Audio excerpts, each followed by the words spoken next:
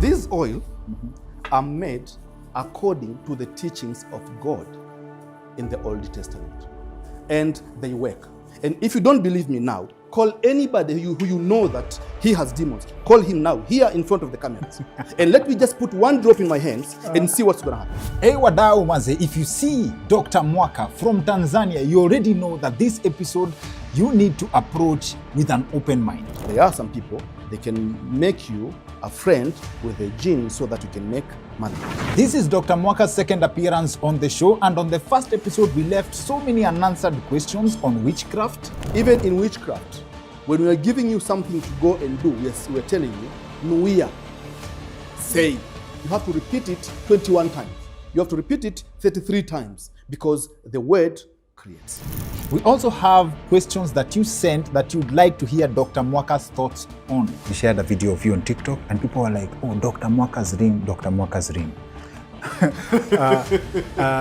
It pops out somewhere. Is it a marriage ring or there's something beyond meaning? Wale wa spirit husbands na spirit wives? Some spirits, they turn themselves into a human body to have sex with humankind. The balance between bad luck and real life? My fellow witches, what they do, they just put a shadow on the guy and all of you see that he is dead while he's not dead. There's these jinns that people call jini mahaba. These jinns are just interfering. They just catch you without your will. These jinns are coming in two forms. I'm your host, Dr. Kingori, and here's another reason to stay subscribed to our channel. Kama hauja subscribe, maze, this right here is another reason to hit subscribe and turn on the notifications bell. Alafu kama umependa location where this is happening. This is Wojo, Africa, located in Upper Hill, former Crown Plaza, Makiwa Hotel. Wojo ni premium co-working space. If you're ever looking for an office space fully furnished, all amenities and everything that comes with an office, you need to check out Wojo Africa. The contact details on how to reach Wojo ndio hizi tumewekea hapa kwa screen. In our last conversation, right after we finished like the show in our first episode, which has drawn a lot of reactions, mixed actually.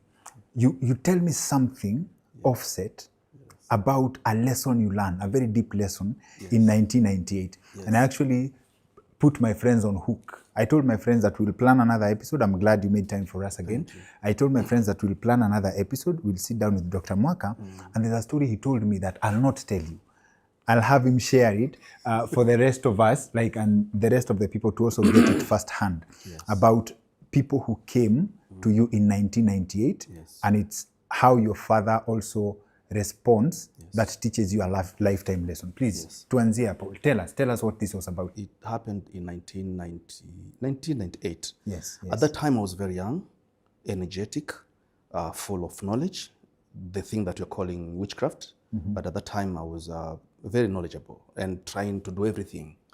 So I went to another region called Shinyanga, and I had my office there. People are coming to seek some services. One couple came to me. It happened several times, but not that serious. Not really couple, a mother and a son came to me. And when they came to me, I spoke to them what they want. Miraculously, they wanted to kill a father. The father? A mother and a son wants to kill a father. Means a mother wants to kill his husband, and a boy wants to kill his father. Just for their justification is the father is going to marry another woman, and then the inheritance is going to go to another family. So the mother was very concerned about that, to the extent that they wanted the father to die before he goes to another woman. When they came to me at that age, I had the power to do that. But I said, no, I can't do this because this is evil. They tried to convince me, but I said, no, there is no money that you can pay me to commit this evil. Because I asked them, what did he do? At that time, if somebody did something wrong, yes, I could just put things down, and then whatever happens, it is because of what he did. You understand me? So, but at that particular time, they did not say that he did something. It was like, wanataka kumuonea, kitu kama hicho. Yes, yes, yes. I said, no, I cannot do this. Please, can you just leave? So they convinced me and it didn't work. They left. In that evening, I went to speak to my father and I gave him the story. You know, these stupid people came to me, you know, they want to kill I can't believe. How come the child is with his mother? They want to kill the father. And my father told me, what did you do? What did you do? He said, no, I just chased them away. He said, oh my God, you did so wrong. Please call them back. I said, Father, why? How can I kill somebody? He said, listen to me, just call them back. At that time, there was no mobile phones, only in capital cities. So I tried to go to the person that brought them. Please call those people. I want to see them.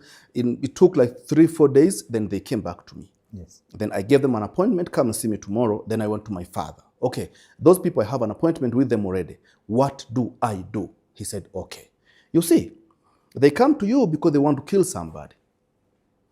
You are capable of doing that, but you're God-fearing. You cannot do it because you just fear God. You think that's evil. But what you don't know is, if you don't do it for them, they will go to somebody else who is not a God-fearing person. He'll just kill the guy. Did you help him or not? I said, no, I didn't help. But okay, what should I do? He told me, okay, let me teach you something. You can do something that somebody can die.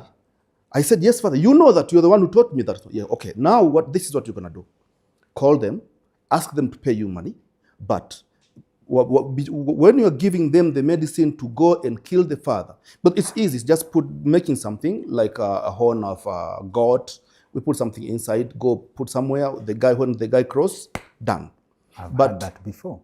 Sorry? I've had that before. Yes, yeah, that is what we do. But he said, okay, just give them the same thing that they want you to give them, but don't put inside anything. It has to be like a water bullet, a water bullet, plastic bullet, which does not work. But at the same time, give them something to drink to change their minds. So I said, oh, now I got a point. I called those guys. I gave them something called mahau. Mahau, in Swahili, we call it kombe. Mahau is in Arabic. I don't have a good name in English, but it's some writings are written, and then with the intention. What they're supposed to say, incantations. Oh yeah, maybe Yes, that. yes, Maybe yes. that. So you're right. You mix with water, you give them to drink, but when they drink, it works. So I just did that. I gave them the mahau to change their mind, and I told them, well, while you're doing this thing to your father, because he's very strong, you have to protect yourself. That was a lie, I can tell. But it was a good lie. Yes. So before you do that, for these 3 to 4 days, drink this first. And then after 7 days, do it. Then in the next 21 days, I do expect results to come. At that time, most of the time when you want to do something like that, it only takes 7 days, 14 days, not more than 21 days. And someone's gone. It's gone. And if he's just light like a feather, it's 2 days, he's gone.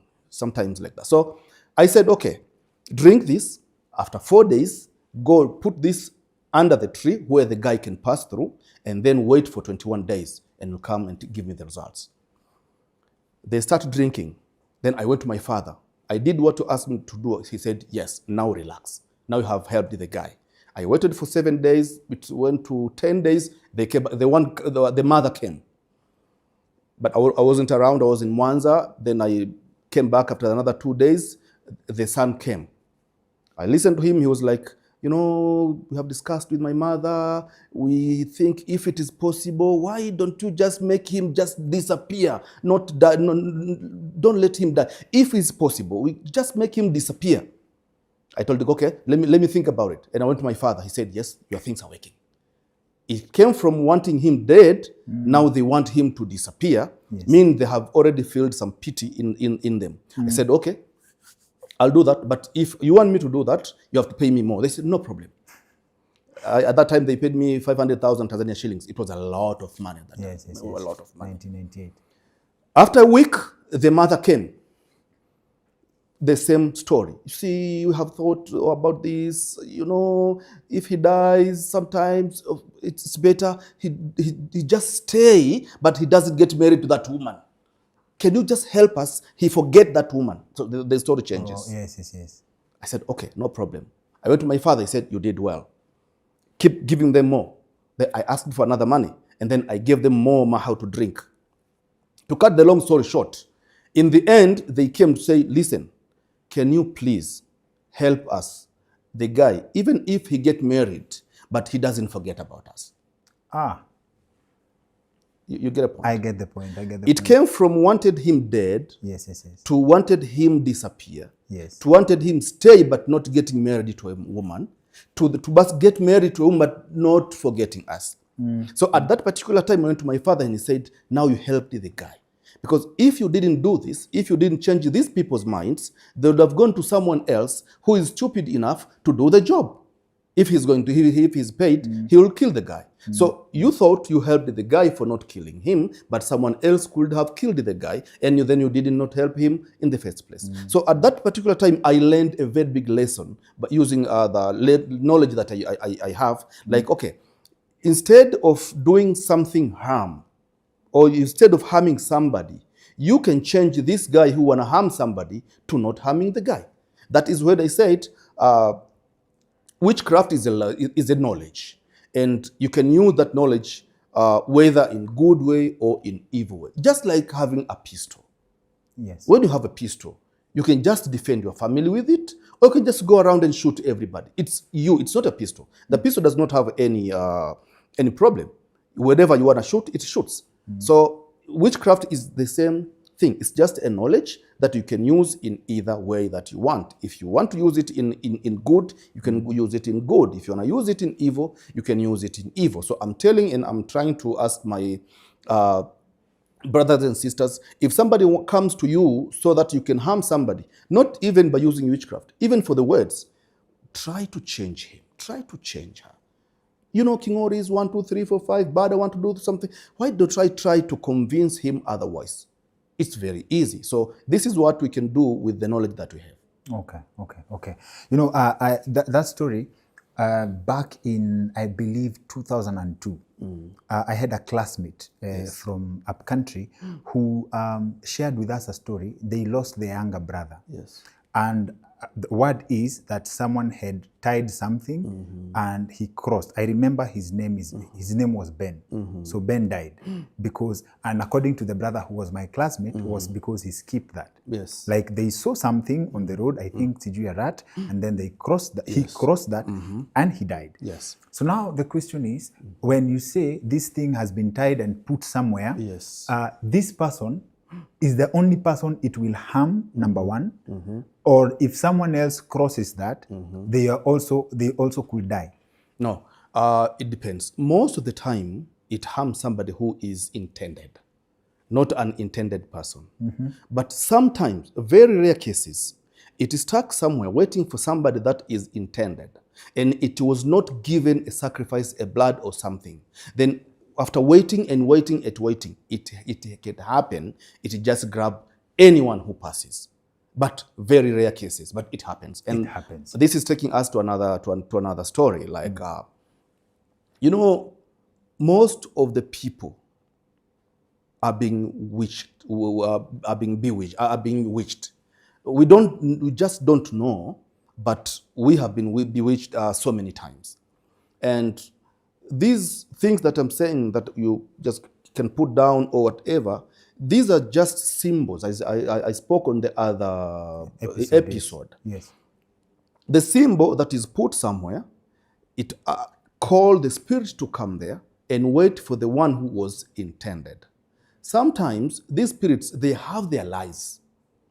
So it happens rarely that you cross into their corners and then they can attack you. But those cases are very rare. Most cases, these spirits, they want human justification, that it was not me, King Ori sent me. So if you see people maybe in the mosques, in the churches, wherever, they just come up with demons, 95% those demons were sent by people. Only maybe 4 to 5% those demons, they are just like that, crossing on the road, taking something that is not yours. Sometimes somebody bury something for someone else. Then you come with your play, you don't know, you don't think, you just take it, you start kicking it like you're playing a football. Sometimes, yes, they can come back to you. But those cases are very rare cases. Most of the cases, they are sent by somebody. Okay. There's a story in Kenya about someone who was killed. It was a murder most foul, okay? So a conversation pops up that in a certain part of Kenya, when someone is killed, they get buried with a torch so that after they are buried, they go looking for the people who killed him. Like, you don't know. So okay. In this case, this was murder, like he was shot. Yes. But there is someone who dies. This also happened. Someone who has died because they've been bewitched, okay? And they died, and they come back to haunt the person who was involved. Yes. What is going on there? Okay, it is like this. As in the normal life, in the physical life, we have different reactions. There are some people, they have just a passive reaction. You can slap him and he can say, okay, no, it's okay. There are some people, they have active reaction. You slap him, he slap you back. Yes. We have those people in the physical world. In the spiritual world, it is the same thing. Some other people can be witched, can be killed, even by pistol. And then their spirits can just react passively. Nothing happens. But some people, you kill them, whether by using witchcraft, by using a pistol, whatever it is, their spirits react actively. That is when they come back on earth trying to hunt you, and they hunt you in such a way that they will get you. But the issue is they are not able to touch you directly. They touch things that you touch, and that's another topic. I'm interested to hear that. I know we have so much to cover, but I'm interested to hear that because this also, I believe, touches on cases where some people even refuse to be buried. I don't know, Kama, you've had such cases. Yes. Some people refuse to. Okay, let me give you a very good example. There was a time, one of our grandfathers, he said when he dies, he wants to be buried in the same area that we are living. But the father, my uncle, he was living in another village. He said, no, I will transfer my father. I want to bury there. What happened, the area that was like 150 kilometers, you know how long did it take? It took us 2 weeks. 150 kilometers? 2 weeks. At the end of the day, we just buried the grandfather in the bush, in the forest. Because you could not get there. You don't get, I was there. I was young. I thought it was 14, 15 years old. I was there. I saw it with my naked eyes. The car starts, 2 minutes, it stops. All the technicians try their best. It can come on and move another 2 minutes, then it stops. You change the car. Every car that was brought there did not go for at least for half kilometer. No. It was not possible. It was not possible. Miraculously, I can say, people decided to carry him and walk. You know what happened? My uncle cracked his ankle on holding him. Cars failed, people failed, and then decided, okay, what do? We take him back or just bury him here? But at that time, the problem is this madawa is a kuhifadhi mwili. Yes. Then the body was starting to decay. It was a chaos, it was a smell and everything. Then my father decided, okay, we don't go back. Let's just bury him here. So that cemetery is already there. It's still there. Yes. The time that you come home, I'll go and I'll show you there. And it's written that the grandfather that did not accept to be buried somewhere else, it is written there. Oh, okay. So answering your question is, somebody can deny to be married, to be buried, either somewhere or somewhere else, or he can just deny to be buried. That happens. Yes. And these things, as much, I don't know, Kama, for the people who don't believe in the things of beyond this world, they find something to explain. Yes. Kama, from the Luo culture in Kenya, we have people who can, and I believe we'll get into this later in the conversation, who, when a burial is happening, they can stop the rain. Yes. Until they finish. Yes. There are people who believe that when someone's being buried and it's about to rain, it means something to some extent. It can show communication, either the person is happy or the person is crying or the person is with the devil. They have very many connotations to that. But again, Ndakurudisha nyuma kidogo. Yes. So that we can start around the area we intended to start. Okay. Someone intends to bewitch someone. Yes. You don't know. You probably are not involved in anything, right? And then one of our team members, Carol, asks a question in our last session. Akauliza, if you do not believe in witchcraft, can it affect you?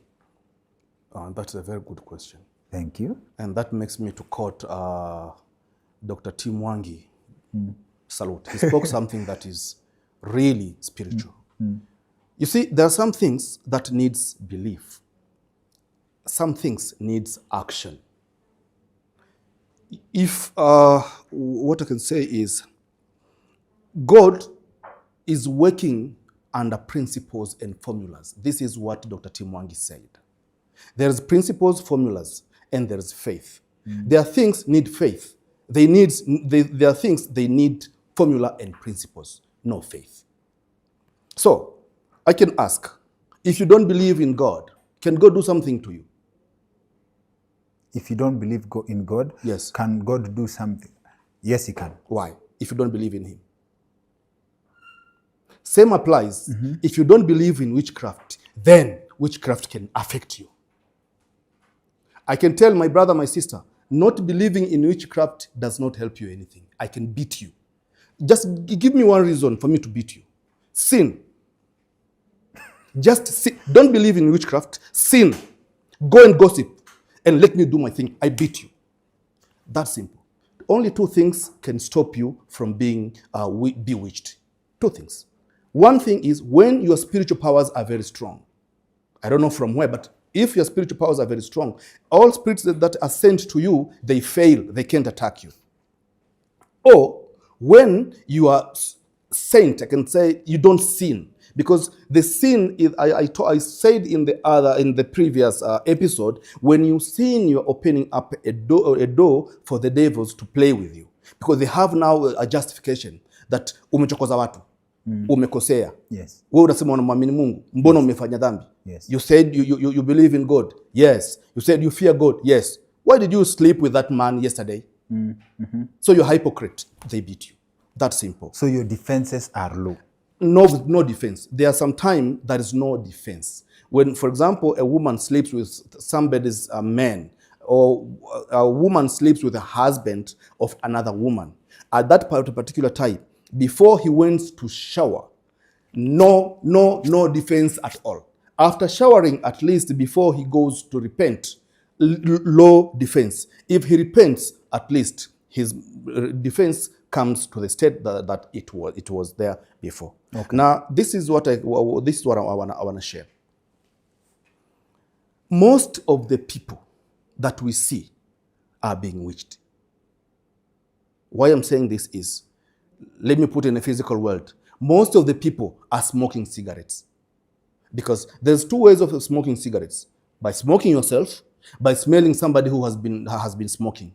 So most of us, we don't smoke, but we smell from some people who are just smoking. And in a health side of it, in a medical side of it, the one who is smelling the smoke from someone else is so deadly than the one who is smoking.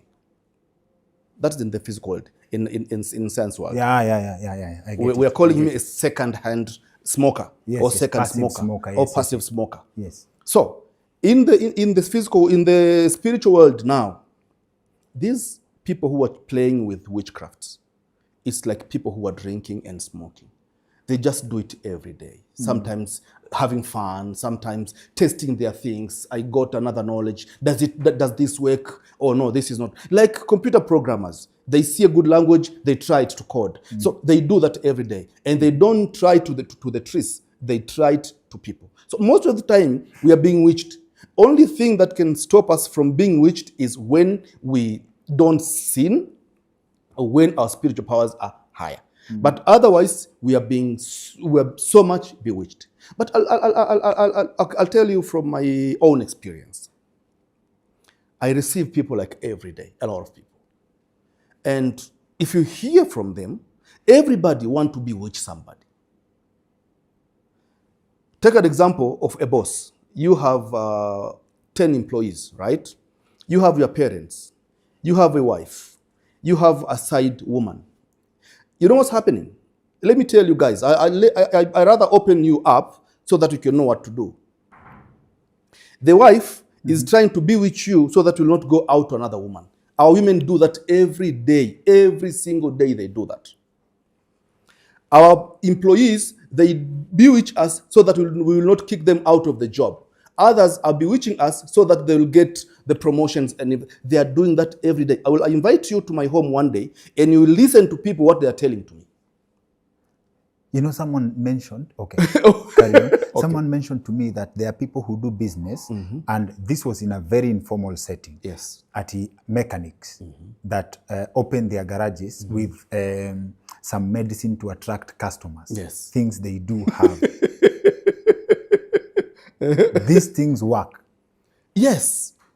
Okay, let me put it this way. Like everything is working in a physical world, it is done in a spiritual world. And it is done every day. In that world, it is very normal. Everything is just moving around. That's like spirit influencers. Yes. So what I was saying is, you are a husband, maybe your wife is very God-fearing. But I'm not sure about your girlfriend. She might be bewitching you so that you can leave your wife and go to her. Most of these girlfriends, they bewitch people so that they'll get money. No, I'm being very honest here, you see, because I receive these people. I can show you in my logs, and you see everybody what he wants. So most of us we are being witched every day, and we don't know. And one thing that is very bad I want to share with you is there is two types of bewitching people. This coming to another story. This story involves my brother called Master Kidebe, wherever you are. This was in 1996, I remember. Some guy took my money, me and my other brother. And then we have been discussing, you see, what do we do to this person? My brother said, no, let us beat him with paralysis.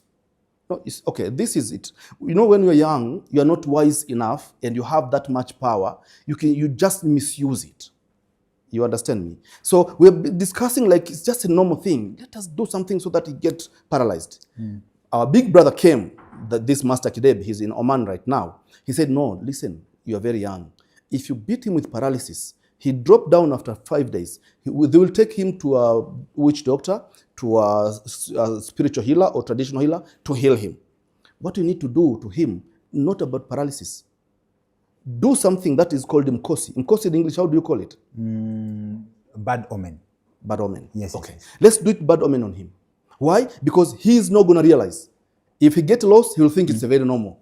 Something happens, he thinks it's normal. He gets an accident, he thinks it's normal. He will come and realize after maybe 20 or 25 years. Whoa. So that is very good. This disease thing is not is old-fashioned. There is long-term punishment now. No, you don't realize.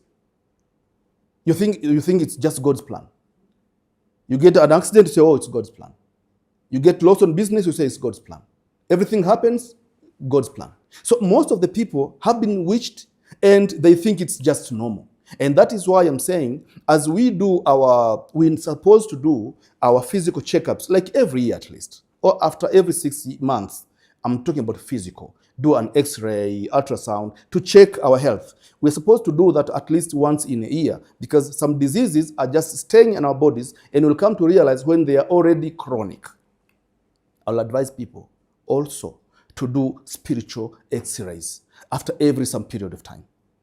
I advise it because most of the people are being witched and they don't know. And because they don't do these spiritual X-rays, they don't know. They'll come to realize after 15 to 20 years. That is when they start to disturb these pastors and sheikh and spiritual healers. When the things are already chronic. You don't need to wait your spiritual problems to become chronic now to go to the pastor. Isn't it enough to pray?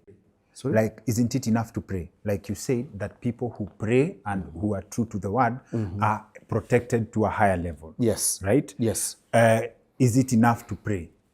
Let's come to that. Okay. How are you praying? Okay. If you're constantly praying, you constantly avoid sins. you're good. Good for you. Yes. Kabisa. So ingine, if you want to balance being a sinner and also doing bad things to people, you need spiritual X-ray. No, most of the people are sin. Most of us, we just sin. Well, then we repent, we sin, we repent. Yes. But when we sin, we open the door to be harmed with some people, some spirits. But all I can say is, most of the time, we are walking with diseases in our bodies without knowing. So it's better to know if you are spiritual sick, so that you can go for special prayers for that. And when you know that, no, I'm okay, now you can do special prayers just for protection.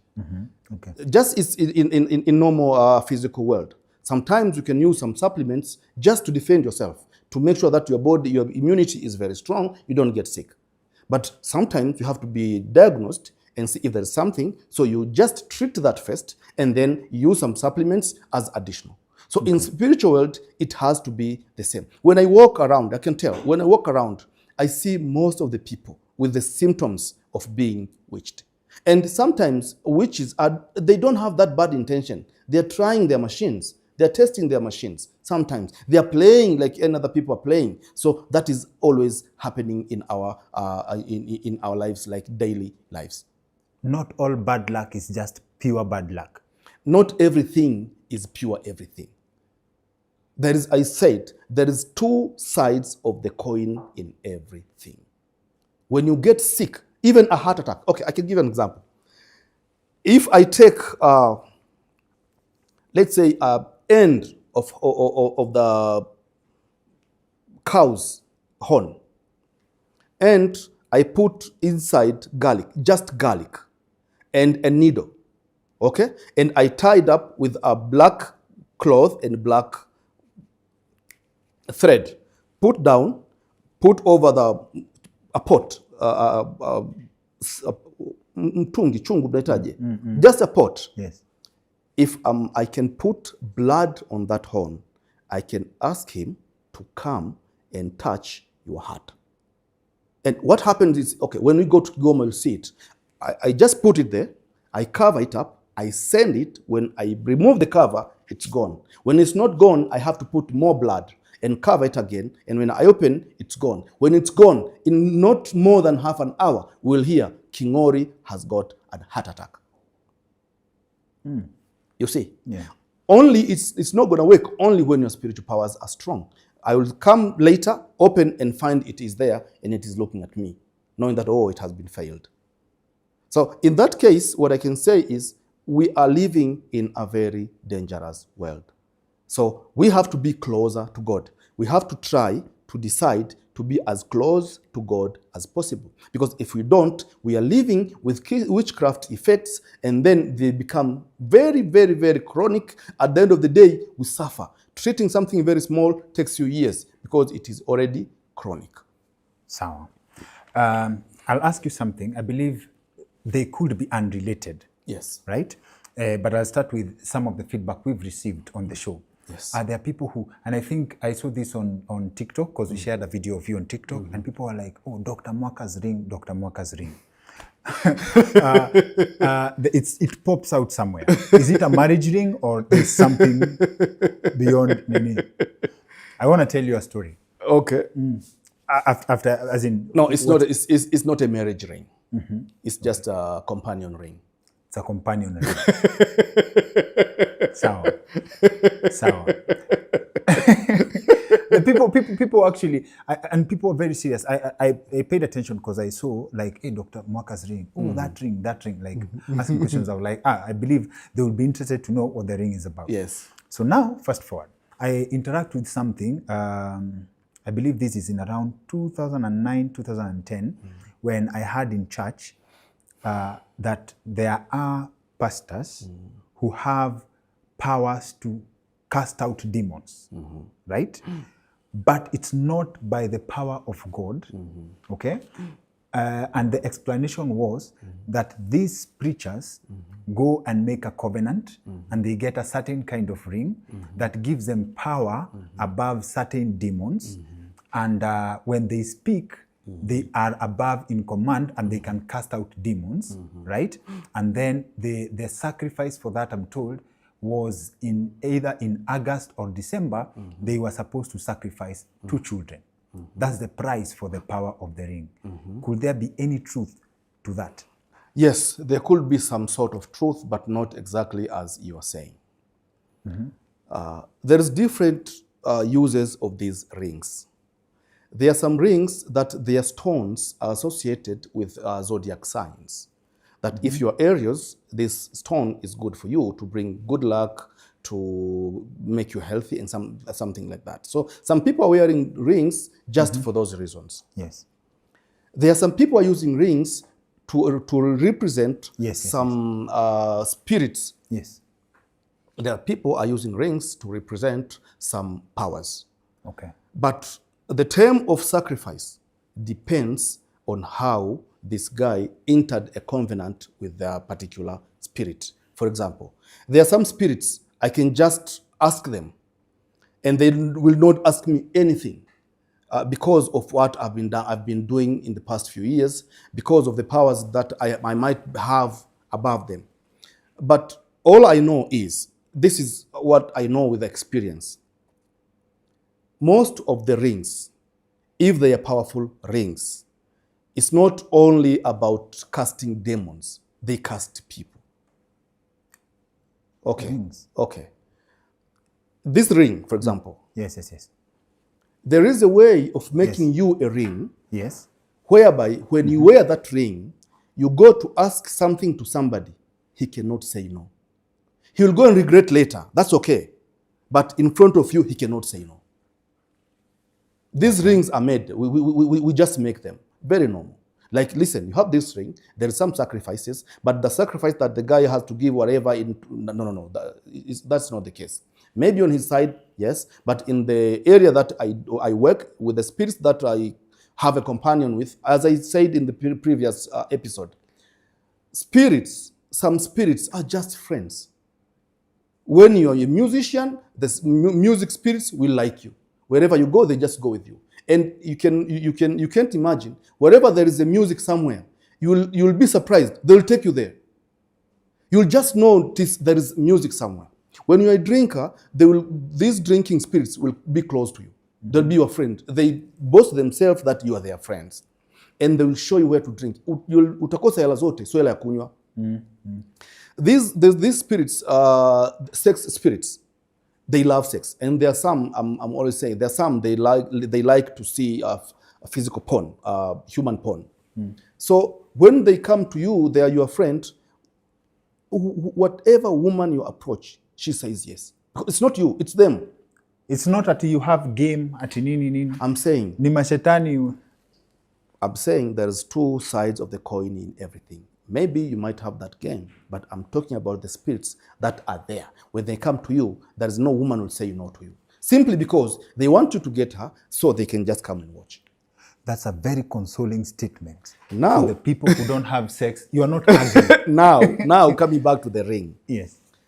The rings, going back to the history of the King Solomon. Yes. King Solomon used to have the ring. That ring had the names on it. Whenever he rubbed one name and he says something, that thing happens. All demons, all jinns, all ruhan, they used it to obey him because of that ring. And there's a big story back then. Somebody stole his ring. A devil stole his ring. And then Solomon became like useless for some period of time until that ring came back to him. And there is this, even if you go now to Google, just write Solomon ring. You'll see a lot of rings that are Solomon rings, and they're sold even on Amazon. So these people, for example, pastors, religious leaders, I know if they really believe in God, they don't need anything to cast out the demons. Yes. But I'm sorry, but most of them, they don't have that power because they're human. Okay. Most of them, they don't have that power. I see most of the time in different areas, I see a pastor or an apostle, it's like, in Jesus' name, in Jesus' name. Then he says a lot of things, and then the demon is just there, half an hour, 1 hour. It's because maybe he doesn't have that much power. So if they go somewhere else to get that power, I just agree with them in one reason. Coming back to Dr. Mwaka, he said there's principles and formulas. Okay, witchcraft is just principles and formulas. It's knowledge. If you do this, this is happening. If you do this, this is happening. And not necessarily to be something that is bad. For example, if I stand now and there's somebody with demon here, I don't need to speak a word. If I do my hands like this, you'll see she starts crying. Why? It's because I'm calling the spirit that is bigger than that. So but calling that spirit does not necessarily mean I'm sinning or I'm doing sin or I don't believe in God. No, I believe in God. And there are some spirits believe in God. There is a contradiction here between Christians and Muslims. And as a spiritualist, I just stand in the middle and I look into my own experience. So I believe in what I've been doing. I believe in what I do. I don't believe in what people say. I've been in the situation that I need some spirits to do evil and they reject 150%. So if you tell me that all spirits are evil, I'll question you. Have you ever been there, talk to these spirits? Have you ever tried to send the spirit to do something? If you say no, I say, then don't conclude that. You're putting yourself in a casket. Try to open up your mind. There's different things outside the world. There's a lot of things that is not even in the scriptures, or it's different from what it is in the scriptures. Okay. So let me give you a very good example. You see, there are some things, there are some lessons God himself taught people. In Christian scriptures, for example, in Exodus 30, 22 to 26, God is teaching Moses to make an anointed oil. When we come to Islamic world, that oil is so powerful because it's again taught in Quran. And Muslims are being used these things, and that's why most of the people call Muslims wachawi. They have majini and those things.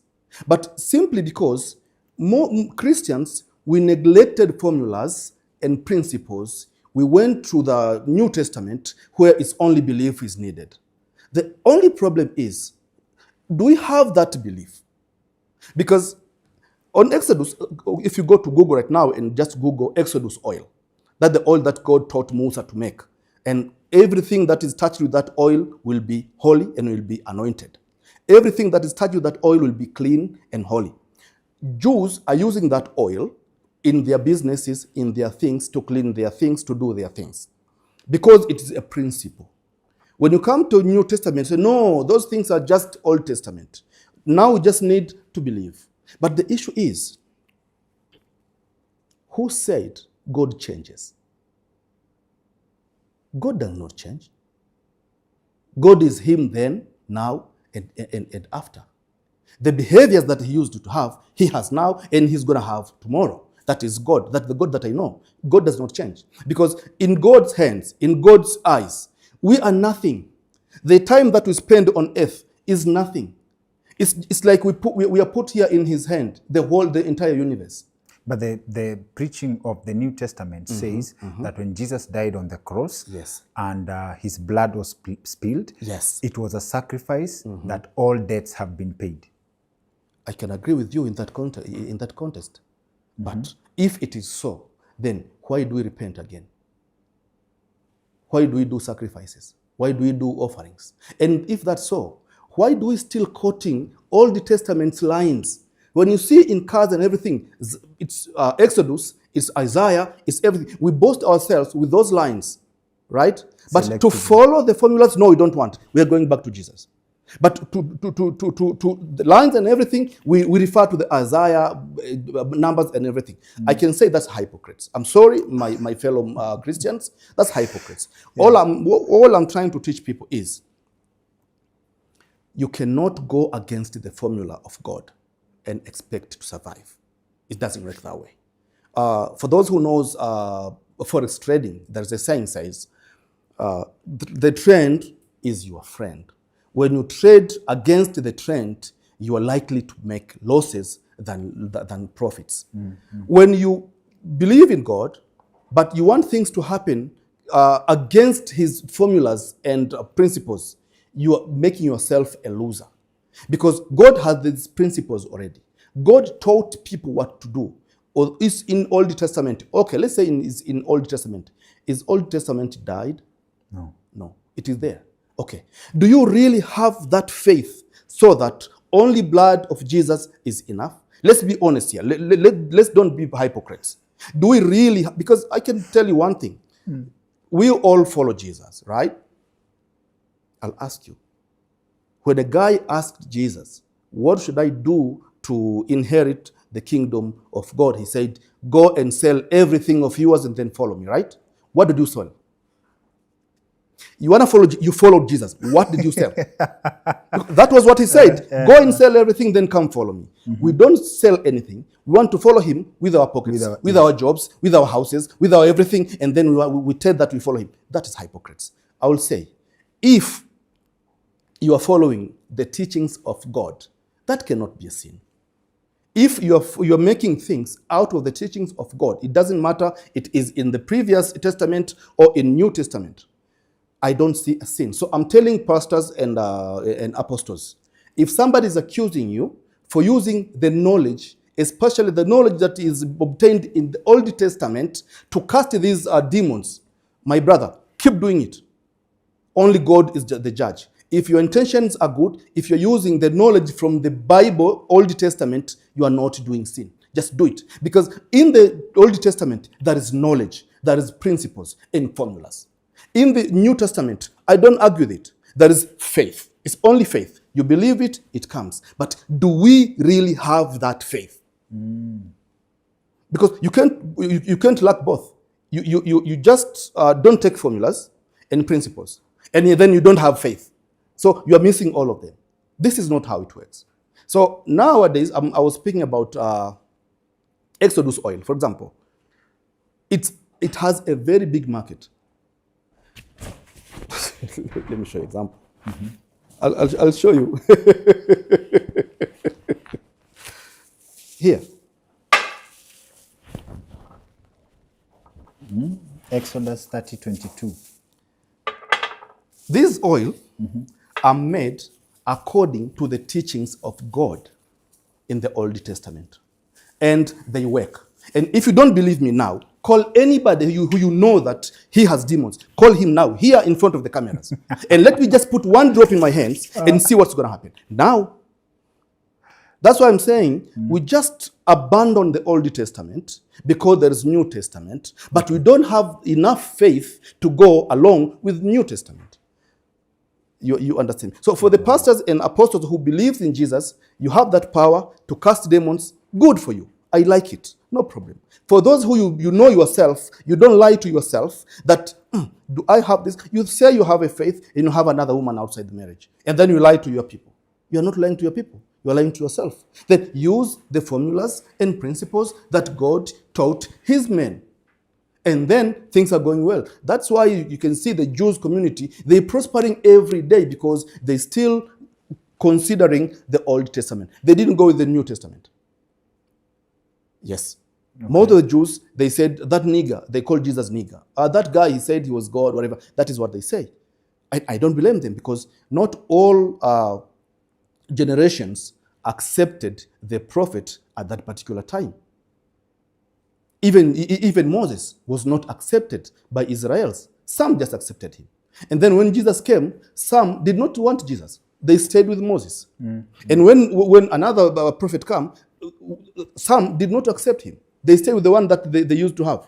So to me, I said, it's okay. Even if another prophet comes and we don't accept him, in my spiritual world, they say, okay, that's normal. It has been happening since. Do you understand me? So my point here is, if those pastors, apostles, they are using this, especially the ring that is made by me, if I make a ring, I don't do any evil sacrifice because I know that I have the power within me that is godly powers that can allow me to command the spirits. So I will command the spirits that, please, I'm giving you this name. If this guy rubs his ring, please be there. Do what you can. I said they cannot do it all. No, there's something they can, there's something they cannot. Just like us human. Some are good in computers, some are not. Some are good in speaking, some are not. Some are good in farming, some are not. And the spirits are the same thing. So if you use a ring, rubbing it by asking the spirit to do something good so that God will be glorified. I don't know what you believe, but to me, I think it is still good. It is the same that example that I gave in the previous story, that some people came to me to want to kill somebody. I changed their mind. So I use my knowledge to do something good. So these rings, yes, are there, and some are powerful, but if it is powerful, you have to test it. Not everybody who says can give you a ring, a powerful ring, then he can give you a powerful ring. A ring is just a symbol that he's giving you a companion with certain spirit, that when you rub the ring, that spirit will appear, and then he can do what you want him to do, if he can do it. If he cannot do it, he'll say, no, I cannot do it. And some other rings, they're just signals. If something bad is going to happen, then the finger gets some pain. If something good is going to happen, the finger gets itching. So just like signals, like any other signals. Like, as you know, we have signals in our bodies. We are given by God. When your blood is full, there are some signals. You go to pee. You don't pee on your own. So those things are there in physical and in spiritual world. Okay. Understood. When I take you back, Kidogo, you also said, when you are describing the different kinds of spirits, you said there are spirits who love sex, okay? Yes. And I believe our audience also expressed questions on spirit husbands and spirit wives. What is your knowledge on this concept? Okay. Is it true? Do we have people who are actually married to someone in the spirit world, or probably I'm a simple-minded man. Yes. I don't grasp the concept. Yes. What is spirit husband and spirit wives? Okay. In the physical world, we are human, right? We get married, we get associated with our things and everything like that. In spiritual world, they are spirits. They live their lives. I said in the previous episode, nowadays, humankind are boosting themselves just having a friend from the spiritual world. Mimi na majini, mimi nafuga majini, naweza nikaita majini. We boosting ourselves by using those kind of things. But likewise, the spirits are boosting themselves in their world, that I have a friend from humankind. And the issue is spirits can change and transform themselves into different different bodies. They can turn themselves to a snake, they can turn themselves to a dog, they can turn themselves to a woman or a man. The only issue is that transformation cannot stay longer. That's their weakness, and that we use that weakness to just go along with them. They can turn to a man kabisa man. Real life. Yes, real life. I can make you see it. It's not a problem. It's not a big deal. Real life. Yes, I can. Okay. If I put you in a room, you close everything, and I call one of the jinns, and it comes in there, and no lock has been broken. He just appear there, and he just disappear. What will say that is? Because you didn't say it. I've seen it. I'm doing it. I can call the jinn, I can ask him of something, I can command to do something. Sometimes they say yes, sometimes they say no, sometimes no, I can do this. So they come in a human form. Now, that is what we ask for.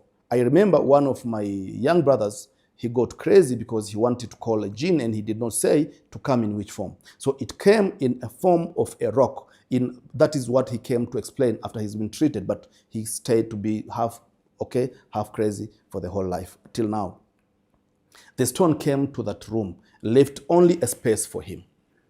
Then he was shouting and shouting and shouting, and after a few minutes, that rock went away. He tried to call a jinn, but he did not say specifically what form should the jinn come. So the jinn came in different form. But I can say, jinns are coming in various forms. Most of the time, we want them to come in human forms. Now, coming to your question, some spirits, they turn themselves into a human body to have sex with humankind. Sometimes men are asking spirits to turn themselves to human body to have sex with them. So if it comes in human form, Yes. are these the dreams that people feel? It was a dream, but it was realistic. You were having sex, and it was serious. It was happening. There's two ways. There's these genes that people call Jini Mahava. These genes are just interfering. They just catch you without your will. These genes are coming in two forms. Some are coming in the dreams. Some are coming in reality, but you don't see them. You feel everything, the touching, everything, the sex part of it. You feel it, everything, but you don't see them. And you can see if you're in the meeting, somebody can just talk like this, and then the sex thing is going on. I can call people who have experienced that. I've been treating people with that kind of thing. And they can tell, I feel it. When it comes, I feel every single thing. And others are coming in the dream now. You dream like you're having sexual intercourse with somebody. They can bring any face. But that is something else. I'm talking about the real spirit to come in a real body, in a physical reality. It comes into your room and have sex with him. Normally, it just happens.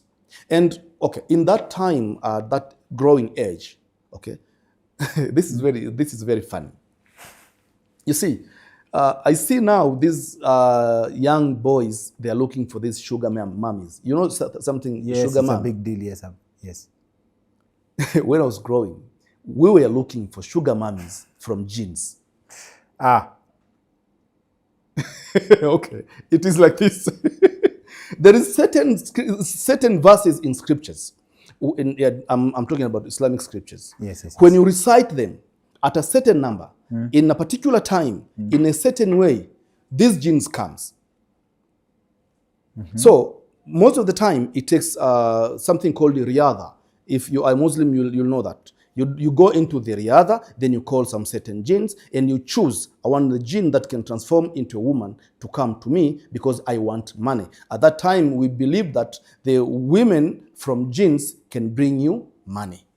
And nowadays, yes, there are some people, they can make you a friend with a gene so that you can make money. Some people are making, this is called pesa za majini. I think you have heard such a thing, pesa za majini. You get a relationship to a spirit, then the spirit brings you money. So at that time, at that age, 1990s, we were trying to do these things to approach women, female spirits, so that they can make us rich. Okay, I never got rich. I never got rich, but these things are there. So coming to your question, now there are some women in spirits, they want to get married to male in physical world. And there are some male in physical world, they want to get married to a spirit. Simply, most of these people is power and money. They are promised that if you get married to a jinn, you'll be powerful. When you get married to a jinn, you'll be successful. But I can say in Islam, it's prohibited. It's not allowed. If you're a Muslim, I can tell you it's not allowed. It's prohibited. So it's zina. I don't know how to call it. It's zina like any other zina. So it's not, but it is there. Even if you want to get married to a spirit, tell me, I'll take you, I'll bring a spirit, and I'll get married to you. And it becomes your wife. You can have disagreements, normal, like it's a normal couple. I said one weakness. Yes. They cannot stay in a transformed form for a long time. So she can come in your room for a few minutes, for a few hours, and then she can disappear. She cannot stay like a day. Long term, and most of these people, they cannot operate in lights. And some, they cannot operate in darkness. So they have their weaknesses. And one of the weaknesses are just like that. So some, when it's the moon is shining, they can't come. So if you have that wife, she will only be coming during the dark days. And when you have those are working well in lights, they will be coming to you during the light days. Okay. Do you understand me? I understand. In fact, when you said it's prohibited in Islam, yes, it almost sounded like it's okay for Christians. I don't think so. If it's prohibited for Muslims, and Muslims are the ones who are allowed to get married up to 4 wives. Yes. What about Christians who are just allowed only 1 wife? Fair point. I think it's prohibited to them as well. Fair point. Yes. We left one of the conversations we left pending last time. We said story for another day. Was the power of spoken word. Yes. Do some people speak death upon themselves? Yes. What is the power of the words you speak? That's a very good question. Thank you. If you go to the scriptures, it's written that your words can do something. Death and life are coming from your words. I don't want to go there. I'll be in the spiritual context. God created the universe, created everything by using words. God is within us. We have the power of God within us. That means when we speak something, we are speaking like God is speaking within us, depending on how spiritual, powerful we are.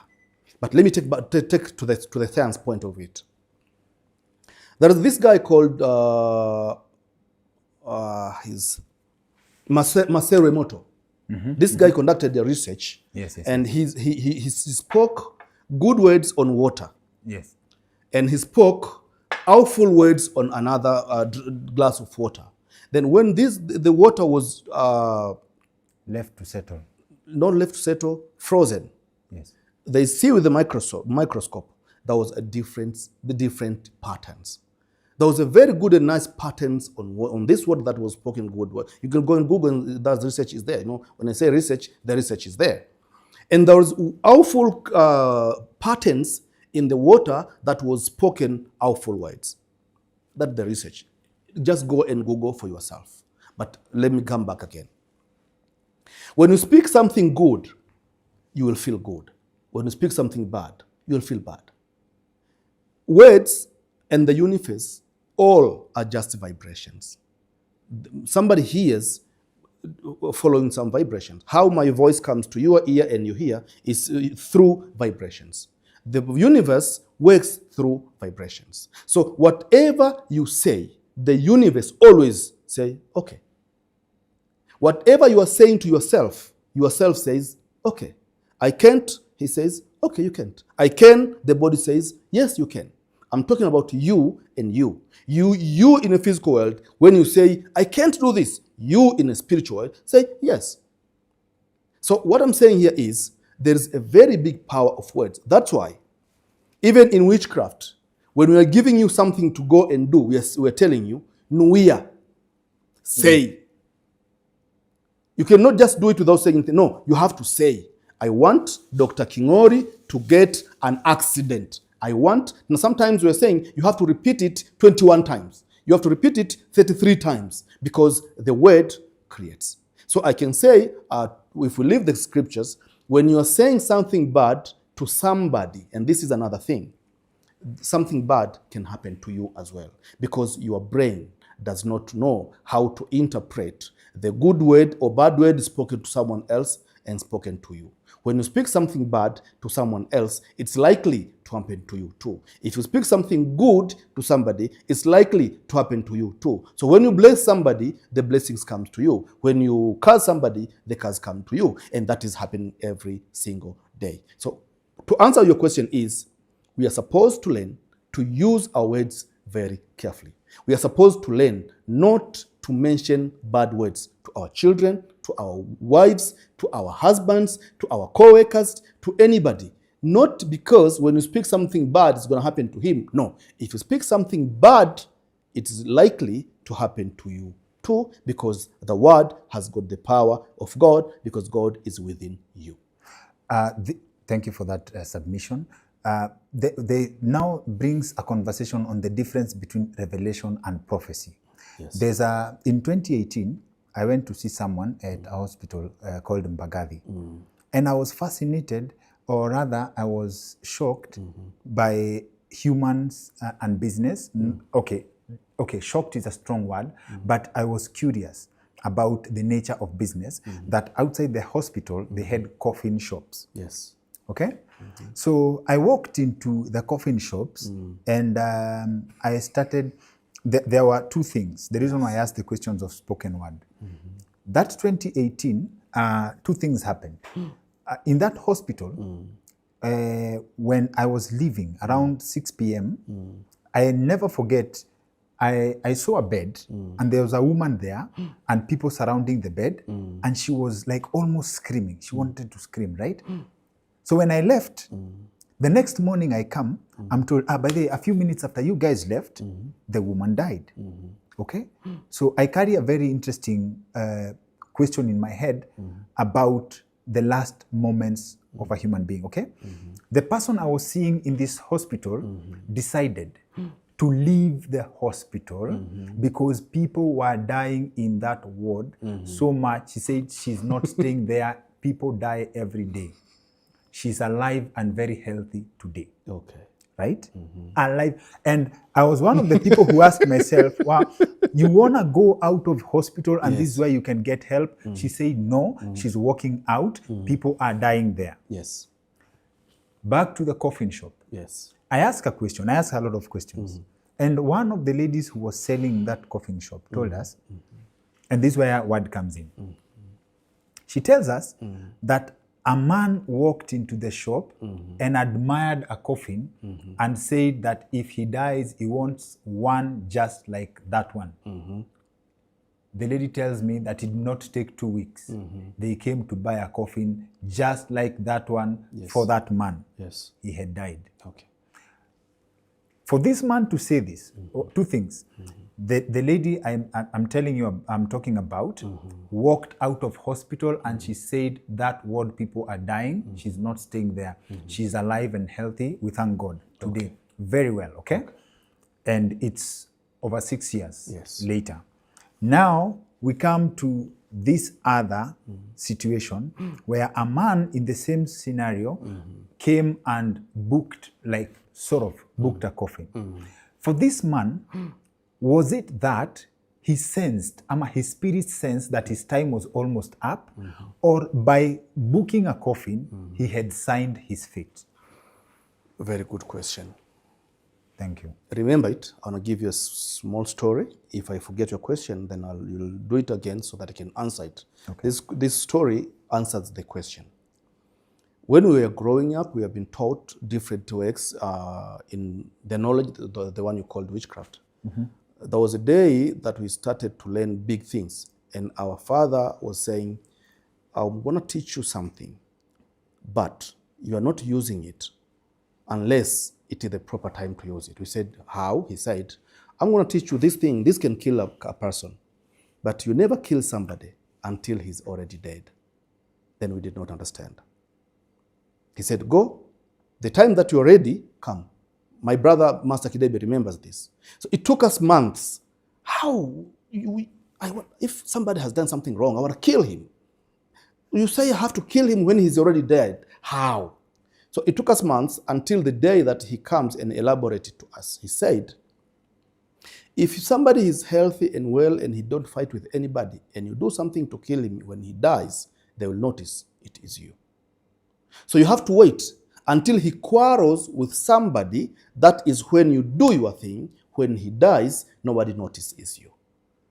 When he got a simple accident, then that is when you can kill him. If he dies, nobody notices it's you. So that was another big lesson that I got from our father, that you don't kill a person until he's already dead. Already dead means he's already into a circumstance that if he dies, nobody will say, Dr. Mwaka killed this person. Now coming to your question. The spirits, as I have been taught, they want the same thing. They want a justification. Sometimes they want to kill. Sometimes they want to destroy something. Sometimes they want to take people. But they cannot do it until they get a very good justification. Now, coming to the guy that said, if I die, you this coffin, means he has opened the door to the spirits that want to kill somebody. You gave him the justification, now they come to you. You get my point? Another thing is, you are in the hospital. I hear the same story like that. Some guy was in the hospital. The first day, somebody dies. The second day, the other dies. The third day, the other guys die. And he was the fourth. He said no. He ran away. Yes. As they said, he's still alive. What I can say is for that woman is, when the fears and doubts comes, that is when the spirit can enter your body. Remember the previous episode? You remember the previous episode? Yes. When people are graduating, when people are prospering, people tend to think that we are going to prosper. When people are dying, people tend to think that, oh my God, we are going to die. Can God save us? That doubt gives a room to a spirit to do what you want to do. And sometimes these spirits, they want these bodies. Sometimes I can tell, for example, there's some certain things to be done in a witchcraft. You need a child's blood, sometimes child's coil. This kitov mnahitaji. Umbilical cord. Umbilical cord. Those things are just needed that have very big spiritual meaning. So sometimes the spirits in their spiritual world, they want these kind of things. So they will have to hunt somewhere that death is smelled. Some people who thinking of death, now they think God cannot save me here. That is when they penetrate and do their thing and get what they want. Just like men or humankind are hunting these spirits to use them in their daily things. Men, women are hunting these spirits. They just don't have this knowledge. They want money. They want good relationship. They want to tie their husband so they don't go out. They want to tie their boss so that the boss cannot kick them out. These things are going on every day. All these things are done by spirits. So we are there in needs of spirits like every single day. If you go to traditional healers or to spiritual healers, you'll see people wanting 1, 2, 3, 4, 5 every day.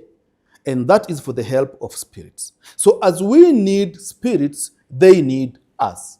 So if they get a chance to take us, they use it. So when you speak something bad, for example, for yourself or for your child, they get a justification that it is not me. It is his parent who said this person cannot do it. So you blame me for nothing. It is not me. So they get that legal justification that we humankind, we started it, they just do it, and they said in the day of judgment, we will say, it was not me. This guy said it. This guy did it. When he was in the hospital, instead of depending on you, he was saying he's going to die. So because he said he's going to die, we said yes, and we take him. Do you get my point? So whenever you are saying, whatever you are saying, you are opening the door for the devil to do something. And this is not only in witchcraft, even in normal circumstances. When you have a very good relationship with your wife, the day he goes out and explain something bad about you, that is the day that somebody will destroy that marriage. He has opened the door. See, tulikuwa tuambie tu huyu mwanaume wako ni kiranja, tulikuwa tumekaa tu kimya, lakini they will say that after he starts to say. And that is why there's this saying says, don't tell me what they said about me. Tell me, why were they comfortable talking about me in front of you? That's an interesting example, because when you don't tell people about someone else, yes, it's very hard for them to get access to the relationship you have. The day you open up, you are opening the door for the devil to use that particular person to destroy your marriages. So don't tell your things to people. Don't. Because the time that you are saying, there are these spirits that are waiting for you. Like I said, we are told you kill somebody who is already dead. So they want to destroy somebody who is already destroyed. There is a room for them to penetrate to do these evil things. So if you say something bad to yourself, to your neighbor, to your parent, to your child, whatever it is, you're opening that door. When you say something to yourself that, I think this is very bad, maybe you're going to die, you are calling the spirits. If they want to kill somebody, the door is open. You predict it yourself. You open the door. They just take somebody. And if somebody blamed them, they said, no, he said himself that he's going to die. We just follow what he said. We did what he said. Okay. So we don't need to speak these bad things. We just have to be positive as possible in every situation. Okay. So I'd like us to go into two things before we close. We promise people that you will make comments on marriage in this episode, and also horoscopes and zodiac signs before we close. But then again, I'm curious. If someone kills an innocent person through witchcraft, yes, and this person was innocent, yes, okay, and ama probably it's a reactionary person, and Yes. then they come to haunt the person. Yes. And the person who killed comes to see Dr. Mwaka to help with this situation, to stop Yes. the haunting.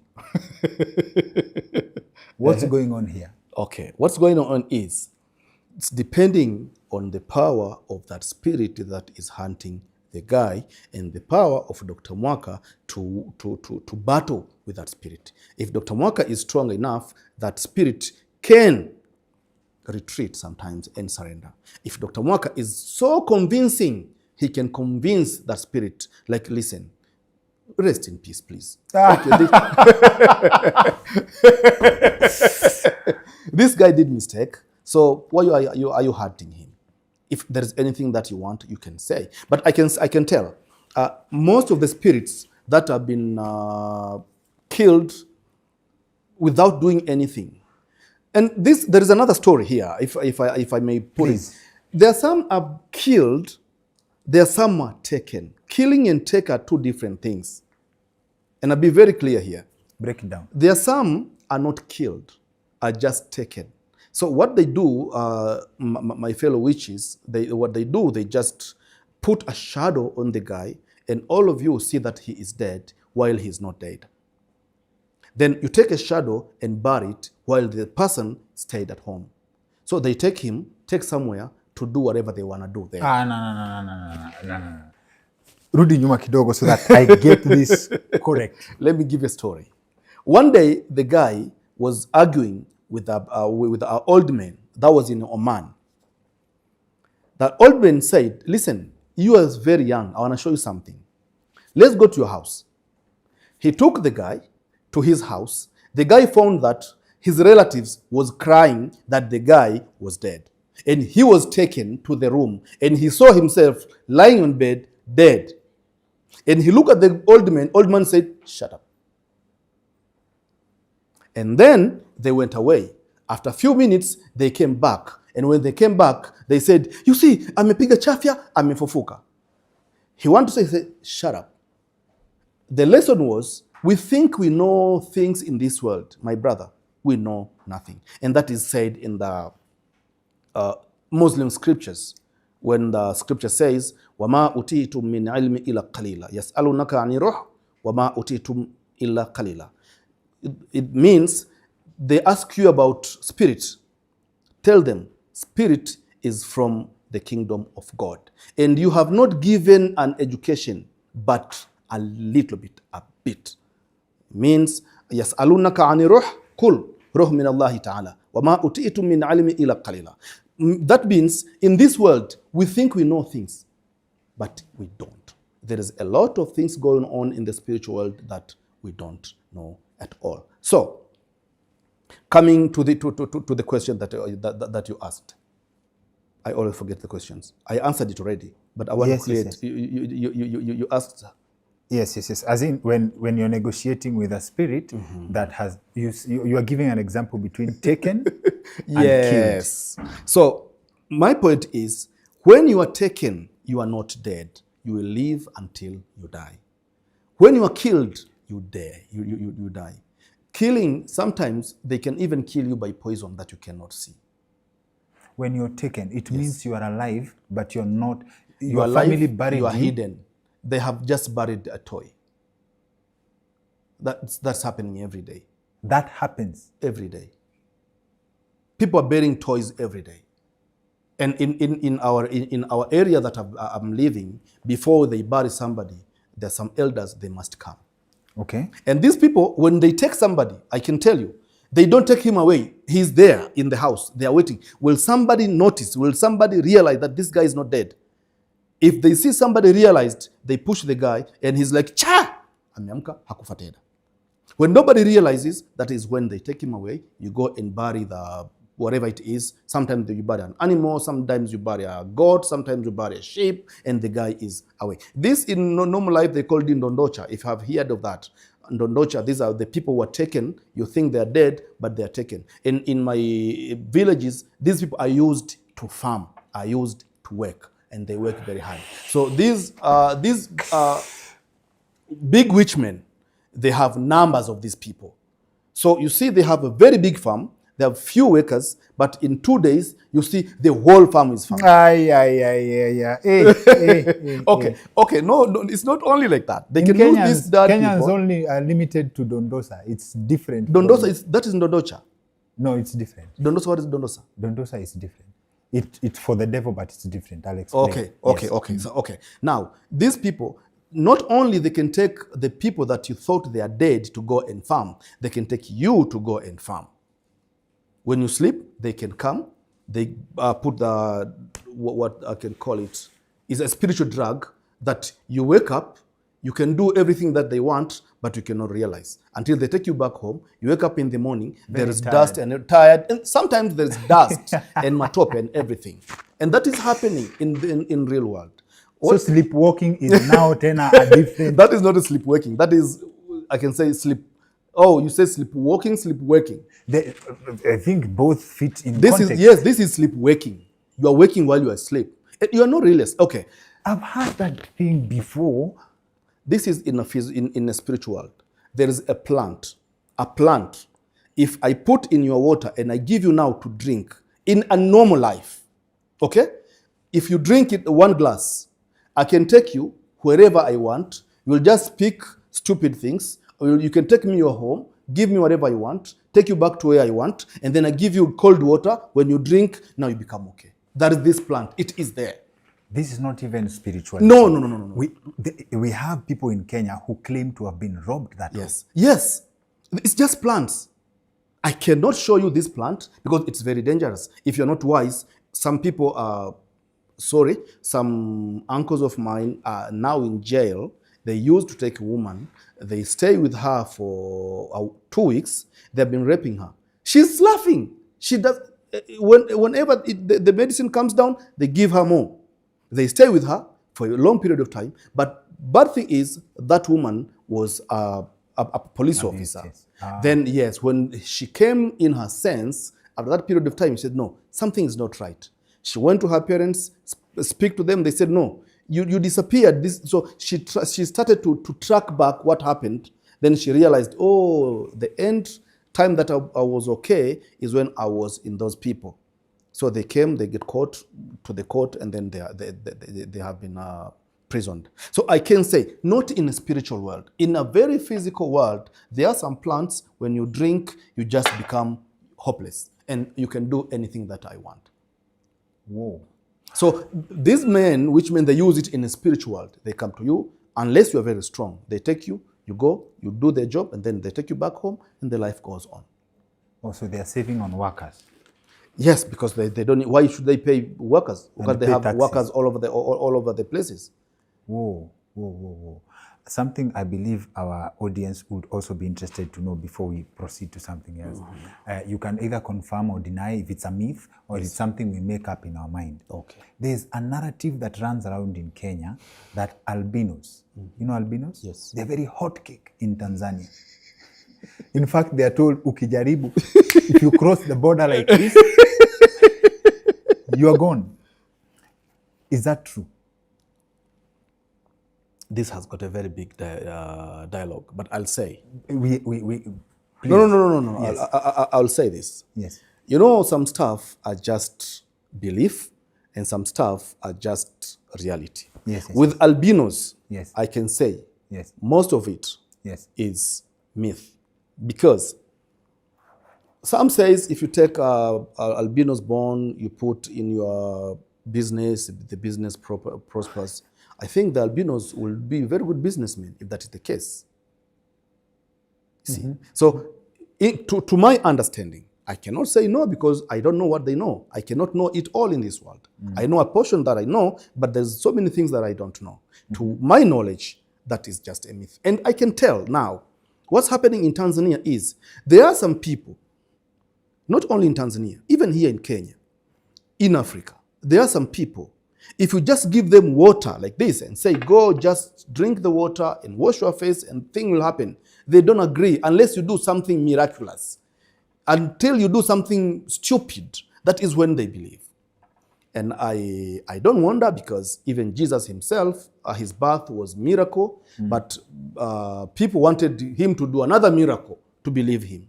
So people in this world, he comes to you, says, I want you to make me very famous. I'm a politician. Some people comes to me.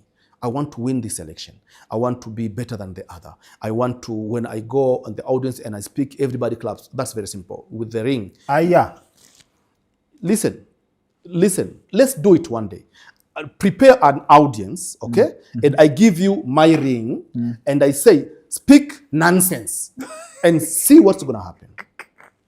So, okay. So understand. these people, most of the time, they want something bigger. And sometimes they say, okay, nasikia ile albino ile, hauna ile. So a traditional healer maskini, to say he doesn't have it, he say, I have it. Because he knows he'll give you a big charge. And sometimes he wants you to pay money. Because I need the bone from albino, this costs 1 million Kenya shillings. So you cannot go and kill an albino, you'll pay money to him. So he take a bone from the chicken, whatever, and do what he does. But you believe have to it's say albino. Because they are the same color. No. Here the best part. Now, Dr. Kingori, you have told, you wanted that thing of albino, you think it works very well, after hearing from somewhere, which is not even really a case. And now the guy says, I want 10 million Kenya shillings to get that bone. You say, oh, 10 million. I have my niggers out there. I can give them only 1 million. They can take this person and cut a hand. That is when this death is happening. Most of the time, these deaths are not happening from the traditional healers. They're happening from the people who wants that miracles. And the traditional healer wanted money, and the guy resisted to give money. He is willing to go and fetch it for himself. That is when these deaths are happening. Which would beg the question, if this traditional healer has the powers to manipulate things to happen their way, they don't have powers to manipulate money to attract the 10 million for themselves. That's a very good question. You see, there's power and there's money, and I'll be very honest on this topic, because most of the people don't understand, and most of the people don't talk about it. Spirit of power and spirit of money, most of the time, they don't go along. Okay. If you need power, you need to sacrifice everything. Like Jesus told the guy, go and sell everything, then come to me. When he follows him, he has the power to command everything.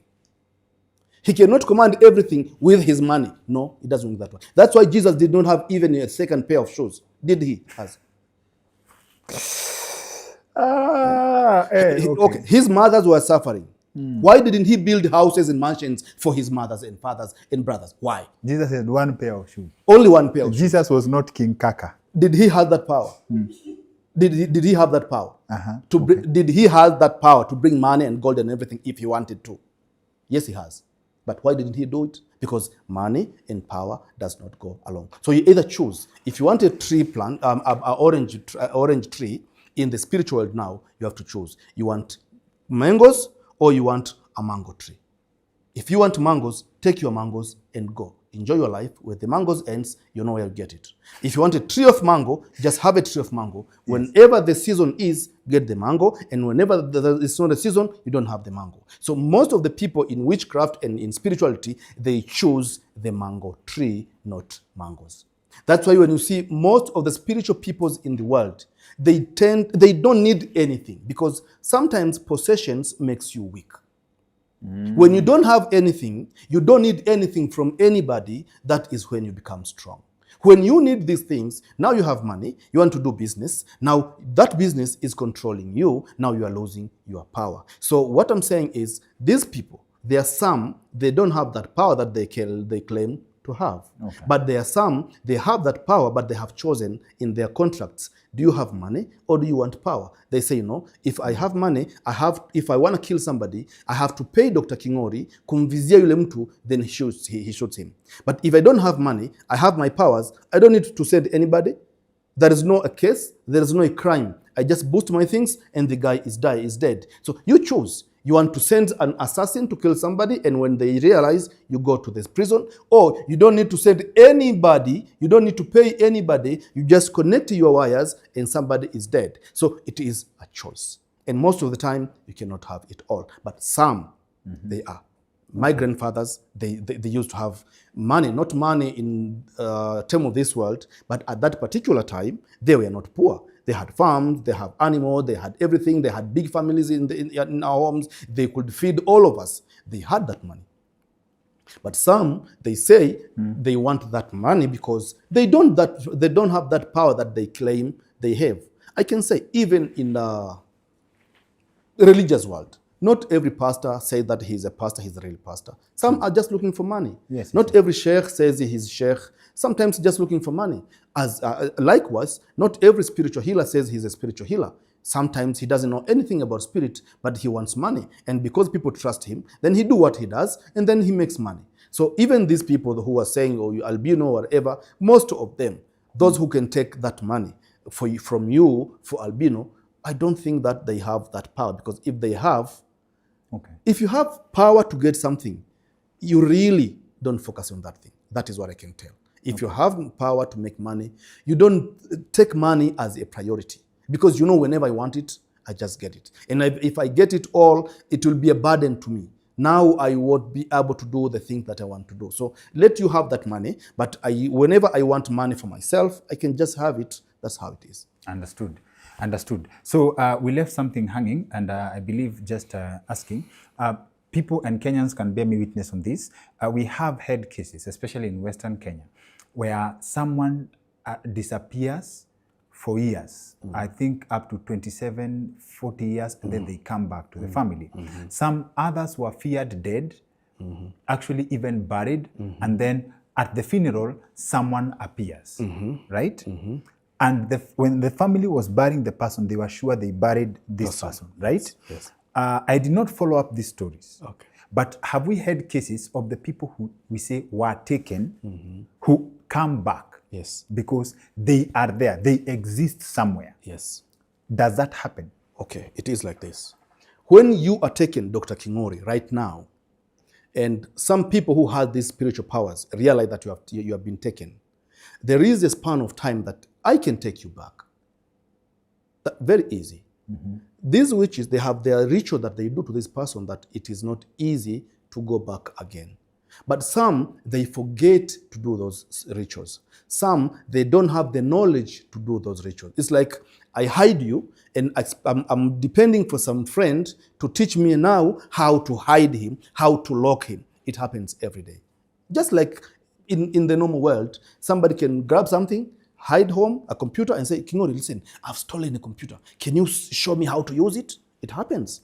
So sometimes they can hide somebody, and then they're depending for their friends to teach him or them how to lock this person. And then maybe the friend denies, or they did not get into the agreement. So this person is staying there in such a way that he can go away. Anaweza kutoroka. So ikitokea the chance, he just goes away. He returns back to the family. The problem is when it is a long time, himself, he thinks, will they understand me? Will they believe in me? So most of these people, they just disappear. And most of them, they go and die. But some, they come back as crazy people. But they are really people that are coming back. They are really people that are taken back. But in my knowledge, it doesn't have to be more than 7 days. If it is within 7 days and you realized that this person was taken, and I confirm that this person is not dead, is only taken, yes, I can take him back if it is within 7 days. After that, I cannot guarantee. Okay. So now we have cases of in the world we live in, like today. Yes. It's a very jealous world. People are very jealous, right? Yes. People don't even know you, but they hate you for no reason. Yes. It could be politician, it could be a celebrity, right? And someone is innocently just doing their life, their and I think I'll tie this to something Bamboo said. Someone is innocent, popular musician, and I had someone ask about if witchcraft exists, why haven't the witches killed a certain politician, a certain musician? Is it because they have protected themselves? Is it because they are free of sin? Is it because there's something bigger? Or is it because it doesn't work like that? Okay. What I can say is, not every person that you hate, then I hate. Not every person that you love, I love. there is two sides of the coins on everything. Maybe 10 witches hate Ruto. We are 10 of us love Ruto. So the power balances. So nothing happens. Understand me? When it reaches a time that everybody hates him, even himself will just run away. But it doesn't happen that way. Nobody has ever been hated with everybody, and nobody has ever been loved with everybody. And in that case, that is not only the case. The witches, the issue is they are not into your things. Okay, a football player, for example, will only be concerned with the politician when the football is concerned. If the football is not destroyed, he doesn't need anything to do with the politician. So most of the time, there is nothing to do with witchcraft, which is done by the politician. A president does not have anything to do with witches. So why should they hate him? They're doing their things freely, nicely, and everything is going smoothly. Why should they hate him? Okay. They will only hate him when he says, from now onwards, all witches are taken to prison. And that is when they can join their forces and do something. But it has never been happened that way. So why should them react onto him? Coming to the celebrities, for example, witches and people who have these powers, most of the time they do not envy these people. They envy the people with the same powers as them. It's easy for a witch to envy another witch who is greater than him than a witch to envy a musician. Just like a musician is easy to envy another musician rather than envy a spiritualist. There's something that has been said on this show. Yes. Bamboo said it, and I believe Pastor Tim Wangi also said it, that there's a certain level of influence in this world, yes, that you cannot reach without access to certain powers in the spiritual world. Is there truth to this? Yes, it is very true. You cannot be famous organically, like you're known worldwide just because people love you and it's pure talent. I can tell with a very practical experience. There is a certain level of success. When you reach there, you don't even need to do anything. These things will just join you. I repeat again. You have a very good talent. You are prospering so much. During your journey, these spirits want to boost themselves. They will start coming and boost you and support you. So in the end, you'll realize that that power that I'm using is not only my powers. And that is when they will start asking for sacrifices in a way that whether you know or you don't know. If you remember in the previous episode, I said there's an intentional sacrifices and unintentional sacrifices. These musicians, these politicians, big politicians, famous people and big people, they reach at a certain time that they realized there is a very big influence of a non-physical force. And when it shakes, they see the difference. And when it comes, they see the difference. And that is when they start to go to maybe pastors, sheikh, waganga, and then they're told in the spirit, like, see, now you are supported with 1, 2, 3, 4, 5. You have to do 1, 2, 3 so that they can keep supporting you. If you don't want it, they will just drop it you. Some, they say, okay, no, because I came here on my own, I don't need anything. It doesn't take a year or two. Done. There is someone who is in the cabinet today, yes, in government. And this person is a member of the cabinet minister. He was on my show, and in our playfulness, I asked him to sing, like we were playful. I asked him to sing. And he said he can't sing because he needs something to come over him so that he can sing. Okay. I took a mental note. Okay. Last week I was with my friend Alex outside town, and I met someone, and they do something different. They're also an entertainer. And as we were having a conversation, he says that he cannot perform before as that certain element comes to him. Yes. And he used the same word, yes, the cabinet minister said to me on the show. Yes. So are you saying that all entertainment, okay, Are you saying that inspiration could be more than what we think it is? I can say that there is two sides of the coin in everything. There are some people, they just need something to give them confidence so that they can perform well. Some people, not all the people. And some people, they just need some spiritual powers to be able to perform in front of the people. Some people, they are nervous when they speak to people, even when they are in front of the audience.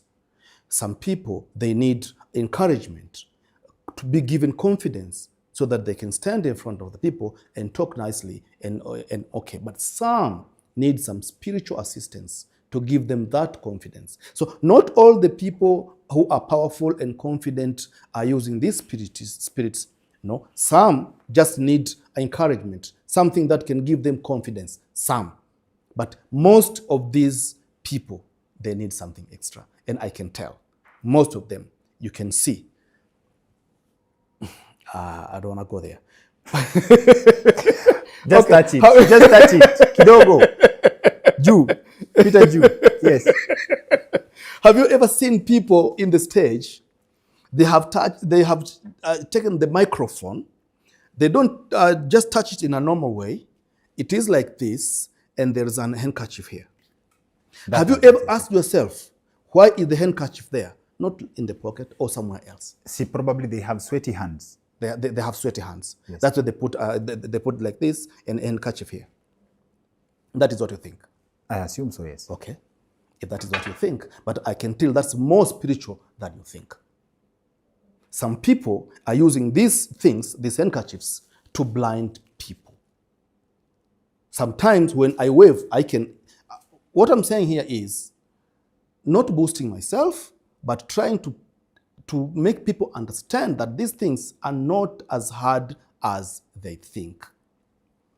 You can take a handkerchief. I can say words on that handkerchief, or I can put some drops of oil on that handkerchief, and I'll tell you, go to the people and speak nonsense and see what's happening, or sing a stupid song and see what's going to happen. Sometimes they will just wave and clap without knowing what they do. And somebody can go there with a very nice song and they're just like normal. These things are happening. Some people are curse-spelling people when they are doing these things, whether singing, whether speeches, whether talking and everything. I'm saying not all of them, but most of them. Some for gaining confidence, but some for spell casting people so that they will agree with them at that particular time. Not necessarily they keep agreeing with them in the future. Most of these things just happening there. I want to go there and you see that people have been clapping for me, and then I don't care what is going to happen in the future. Yes. And this is mostly used by politicians. I can say, I'm sorry, my fellow brothers. You see, when you go to the village, that they have been expecting something for 5 years, and you didn't do anything, you think maybe when I get there, they'll throw stones on me. And sometimes you hear people, akija hapa, atatukoma. They say that. But when the guy goes on the stage, everybody's, wow. When the guy goes away, they say, I see, what happened? Sometimes people are being witched. People are being cast spelling in those kind of things. But to answer your first question is, yes, to reach at a certain level, you need something. And if you don't need it, the people that envy you, they will take what you have. So you'll have, it's like in the normal physical life. You reach a certain level of life, you need a pistol to protect yourself, don't you? You reach a certain level in the life, you need a fence to go around your house. You need a certain level in life, you need bodyguards. No, if you deny, you just deny yourself, but that's the reality. There is a level of life when you reach, you think that you need something. And if you don't say you need it, people will say, brother, now, no, try to have a bodyguard at that level. Isn't this because of how you live? For example, in Africa, we have presidents who have a powerful motorcade. I've seen it in Tanzania, I've seen it in Kenya, right? Motorcade security and everything, right? But in countries abroad, there are politicians who even ride bicycles. In Kenya, Tanzania, UG, they can't. They ride bicycles to work. They are politicians. They are in positions of influence. There's a president who, one of the celebrated presidents, the most humble presidents, Jose Jose Mujica. Yes. People can look it up. He used to drive one Volkswagen, Yes. doesn't have security, Yes. lives a modest life Yes. because he does not have anything to fear from people. He's a Yes. servant of the people. Yes. Yeah. All I can say is not only that, even the president of Dubai, Sheikh Maktoum, I met him driving in the road. Just he doesn't need any security. Yes. But still, the detail says, sir, we need to protect you. He doesn't need it, but people still think and feel like they have to.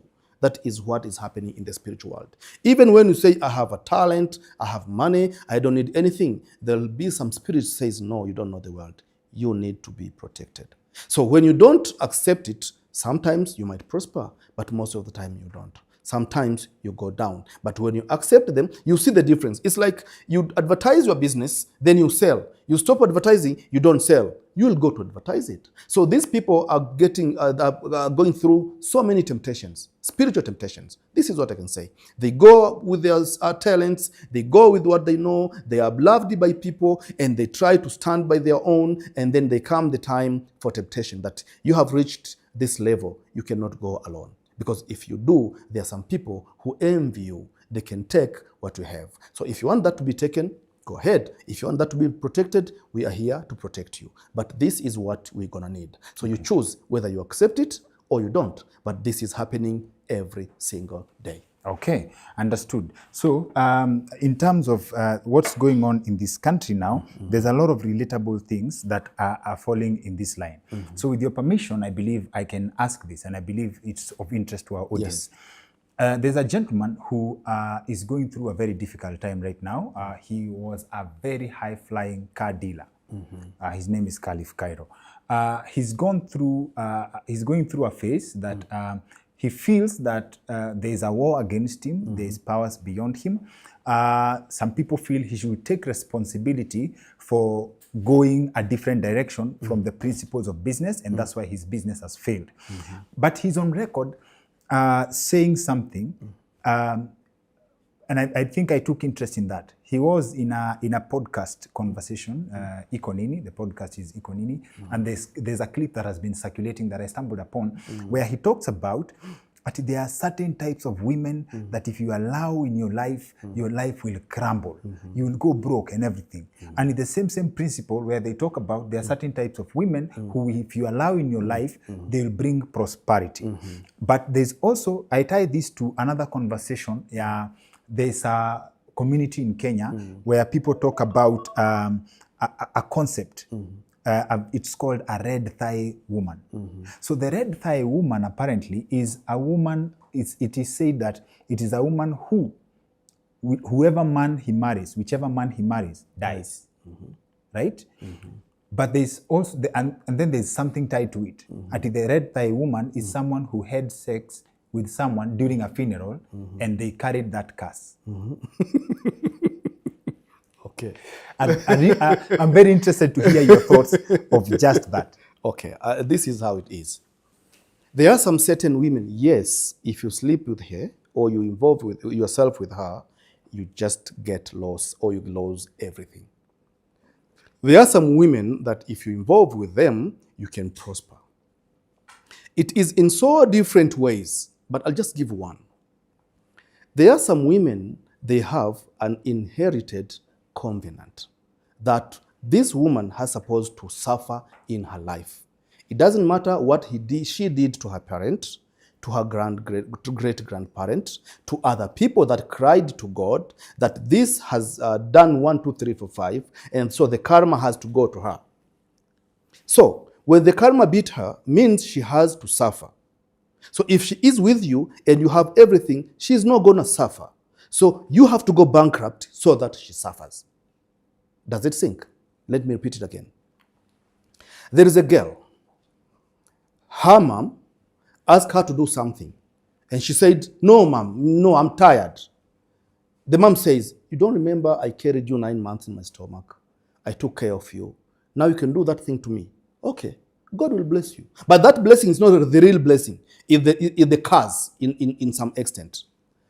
If that curse is taken, is given a tick, wherever this woman goes, that place sufferings will happen, because this woman is not supposed to prosper.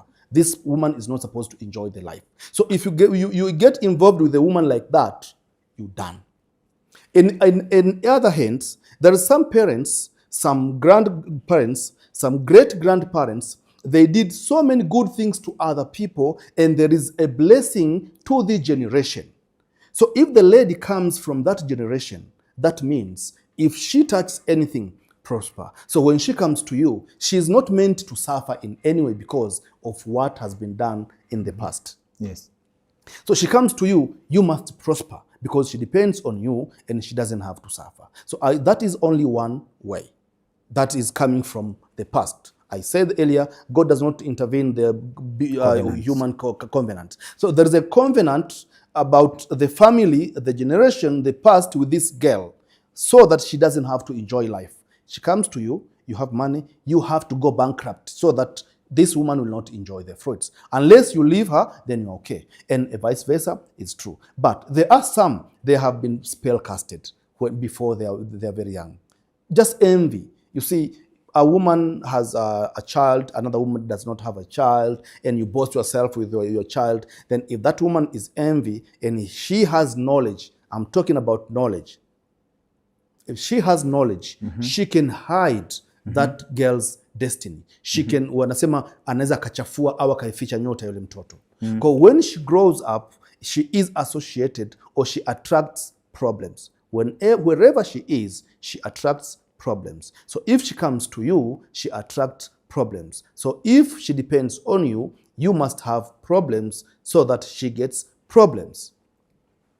So most of us, we are involving ourselves with women that have been spell-casted before. Some has been cast before. Some has a generational issue, a generational covenant that needs her to suffer. So if she comes into our lives, we must suffer until we know that this woman is the reason. She goes back to where she comes from, fix what is there, then she can come to you and everything will be okay. Or you leave her, then you can prosper. That is happening every day. It's there. As a man or a woman, how do you protect yourself from being collateral damage? I said two things. Either you become very powerful spiritually by doing spiritual x-rays now and then, by being constant prayer, maybe be close to God, stop yourself from sinning now and then your spiritual powers can be very strong, so that if that woman comes, your powers will just kick her away. Will not solve the problem, but without any reason, you will find yourself away from her or she away from you. Okay, understood. And in that context, there is something that happens, and I think this is a different level. People from Western Kenya, Nyanza region, part of Kenya, know ama have heard of a thing called, let me say, machombaya, like bad eye. Yes. Someone looks at you, you get a stomachache. Yes. These people can actually look at a child and they die. True, yes. One of my aunts lost an infant in 2003. Yes. During my grandfather's funeral. And she says she blames one of her cousins for looking at her daughter badly, Yes. and she died. Yes. Right? Yes. This is also a different level. And I believe from the people who come from the region of Western Kenya and Nyanza, they believe that this is passed on down from generation to generation. People who can look at you, and it is actually happening. I believe these people can look this up, where if someone, there's a kind of stomachache that mtu akikuwa nayo, when you get, you have to get traditional medicine, otherwise you're not going anywhere. And in hospital, they can test all forms of checkup and nothing will happen. This is base level witchcraft. This is internship. In Tanzania, there's something called zongo. Zongo is kind of evil eye that when it touches you, then you get that stomach.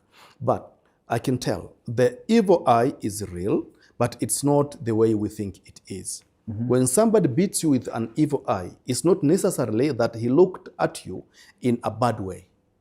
Some people, they're associated with these spirits that if he looks at you, the spirit can destroy whatever you have.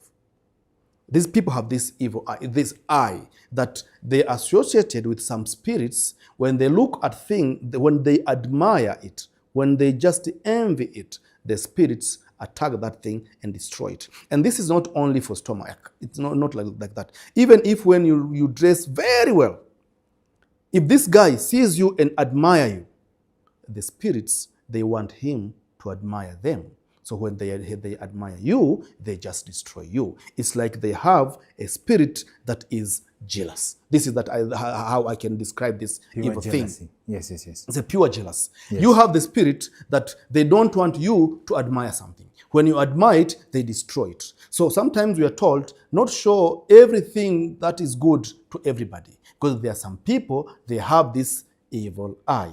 But by saying evil eye means they have some spirits that are envy and jealous. They don't want this person to admire anything. They just want this person to admire them. So if he admires you, then these spirits, they come and destroy what he admires. That is what evil eye is. Okay.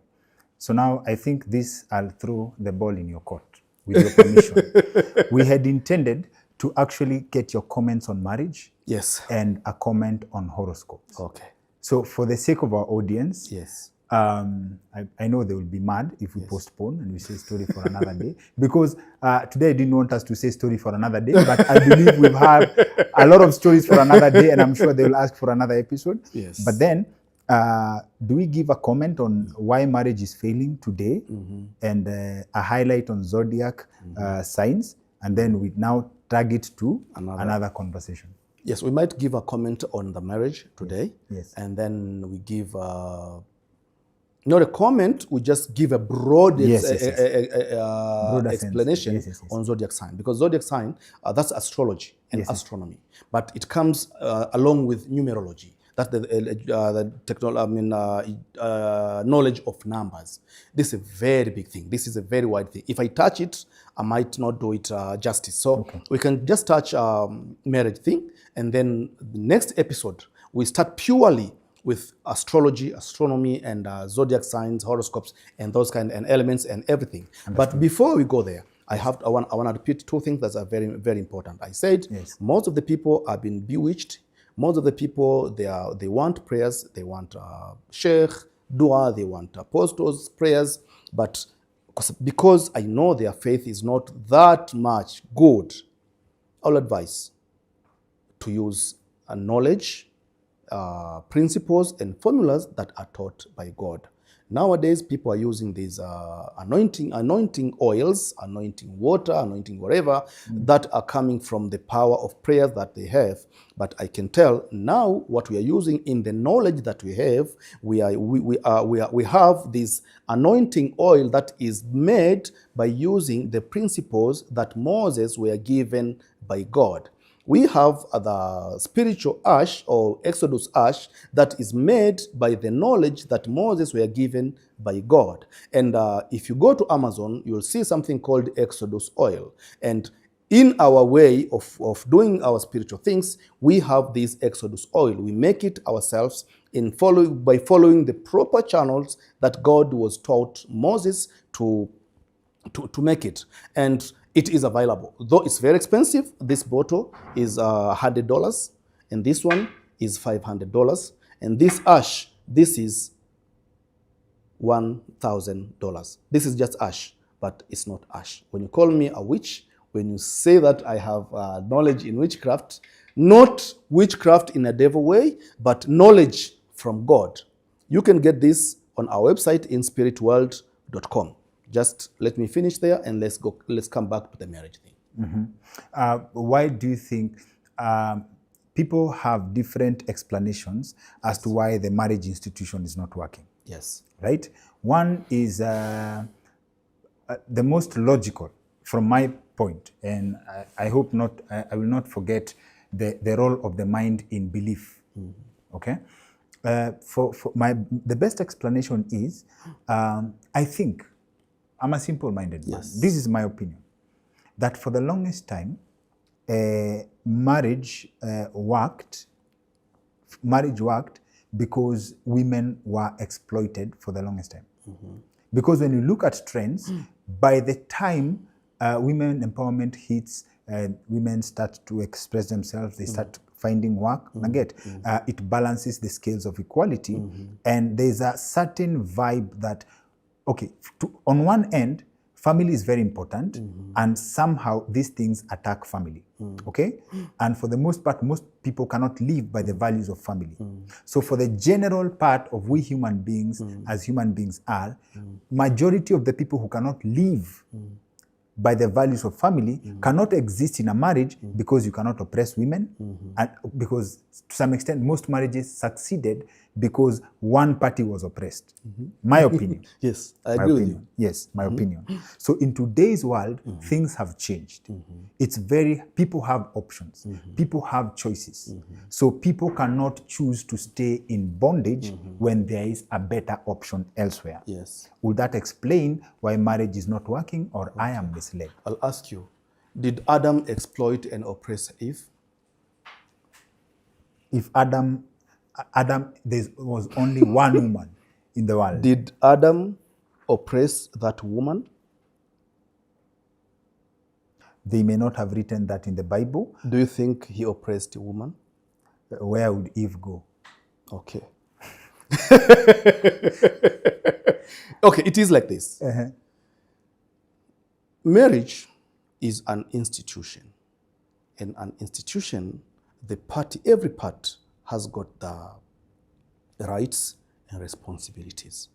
What I can say is, nowadays, marriages are not going anywhere, because the people getting into that institutions, most of them, they don't know their rights and their responsibilities. And some, they know much about their rights, but they don't know anything about their responsibilities. So this is, I can give an example. When I was growing in the village, it was like we are taken, when we get to 13 to 14 years old, we're taken to the bush. You are getting circumcised with pain.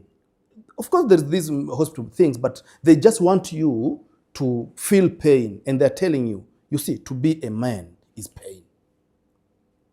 You understand me? We have been taught to tolerate women, to take care of women. Like, you can never leave a woman behind. My 8 years son can say that. Whenever you're walking with my wives, and he will take one of his mother's hand. We have been taught, like, women are weak people, you are a weak people. A woman, we are not talking about her, we're talking about you. You're supposed to go and take care of a woman, because she leaves her parents to come to you. Now you are becoming a parent. If a girl was to do something wrong in her parents' house, would they chase her away? No. So you're going to do the same. Whatever she does, you never chase her away. You're getting it from when you are 13 years old and 14 years old. They're telling you, in her parents, she's eating, she's drinking, she's wearing clothes, she's getting everything from the parents. She's coming to you. You are the parent now. You'll have to provide everything. So you are taught in such a way, you know your responsibilities, and you don't know any of your rights. In the other hand, a girl is taken with her aunts and grandmothers, and they're teaching her about her responsibilities, not her rights. You are going to a man, you want to do 1, 2, 3, 4, 5, do 1, 2, 3, do this, do that, do this, do that. So you meet in a marriage, you know your responsibilities, you don't know your rights. She knows her responsibilities, she doesn't know her rights. So when everybody fulfill his and her responsibilities, that is when that companion becomes very strong. Nowadays, everybody knows the rights, does not know the responsibilities. For example, when you're saying that now women are going to work, tell me, do you think they want to work? Because if you say they want to work, I will ask you, why do they say, oh, the blue Monday has come? Why? If they really want to work, why they complain during the Monday? When the Monday comes, it's like, oh, that work. Why? Isn't that part of equality in terms of, like, we now have even a conversation on equal pay? I'm saying is, men have forgotten their responsibilities of taking care of women. That is when women are decided to take care of themselves. And when they take care of themselves, they cannot obey a man. Why should they? Because the Bible says a man would love a woman and the woman will submit to men. No woman will submit to and provide to a man that cannot provide. And not man can provide to a woman who does not submit. That is when everything falls apart. Beautiful explanation. But is this to say that in an ideal world, women should stay home? What I can say is men should provide everything to the women to the extent that woman does not need to go anywhere. Okay. If a woman is paid how much? Let's say 1 million Kenya shillings, and I say I can give you 5 million Kenya shillings. Why does she want to go and work? Only reason is they will say if you die, because they know that men are dying earlier than them. That might be a question. Okay, now you're giving this money. What if you die? That is more the question. But the reality is, I can tell women, I'm sorry, I'm not offending them. I'm talking about the reality. Women cannot survive with money and possession. They can't. A man can provide a woman for 100 years and he will feel okay. A woman, nowadays, you're talking about equality. When a woman provides to his family for 3 weeks, she will say that I'm the one who is providing. It's not offense, because that is how they have been created. It's nature. I've never seen a woman who is very proud to provide to the family without complaining that this man is useless. That's because you didn't get a sugar mommy. Now, okay. So is this to say Yes. that, as in this, you've answered a very deep question. Is this to say that if a man wants to thrive Yes. in a marriage setting, look for a woman you can provide for good, right? But then there's a challenge. Okay. If you can provide for your woman, right, there's only a limit of how far you can go. Yes. Let's say, for example, you can provide a certain lifestyle for your woman. 500,000 Kenya shillings every month, sustainable, beautiful lifestyle. Then there's someone else who can provide for her 5 million Kenya shillings Yes. per month. Yes. So if it's about provision, Yes. why should she stay with you when she can get better? And that is why I'm saying it's not about the number or the size of your provision. I'm saying if she knows her responsibilities is to submit to you, she will just submit to you. And if you know that your responsibilities is to provide for her, you'll provide for the size that you can afford. And she will understand that, because if she doesn't understand what you can provide, there's always somebody who can provide more than you do. Then where is this equation ends? The issue is, okay, I will advise. If you want to get married to somebody, at least get somebody who knows the value of things, not prices of things. No further questions. I'll not ask anything else beyond that. I leave it to our audience. I am fried now. Yes. If you get married to somebody who knows the value, the prices, okay, go ahead. But the problems that you're coming to face, those are yours and yours only.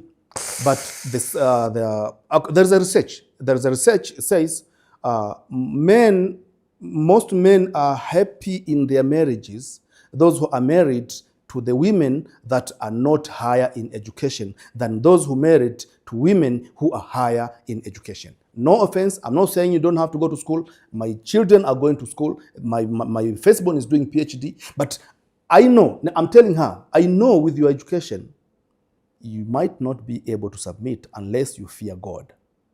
So, you want a woman to submit, find a submissive woman. Check from wherever she comes from. Is she satisfied? Is she happy? Because if she's not satisfied from wherever she is, you cannot make her satisfied. This is another point, maybe for another day. You want to marry a woman, marry a happy woman.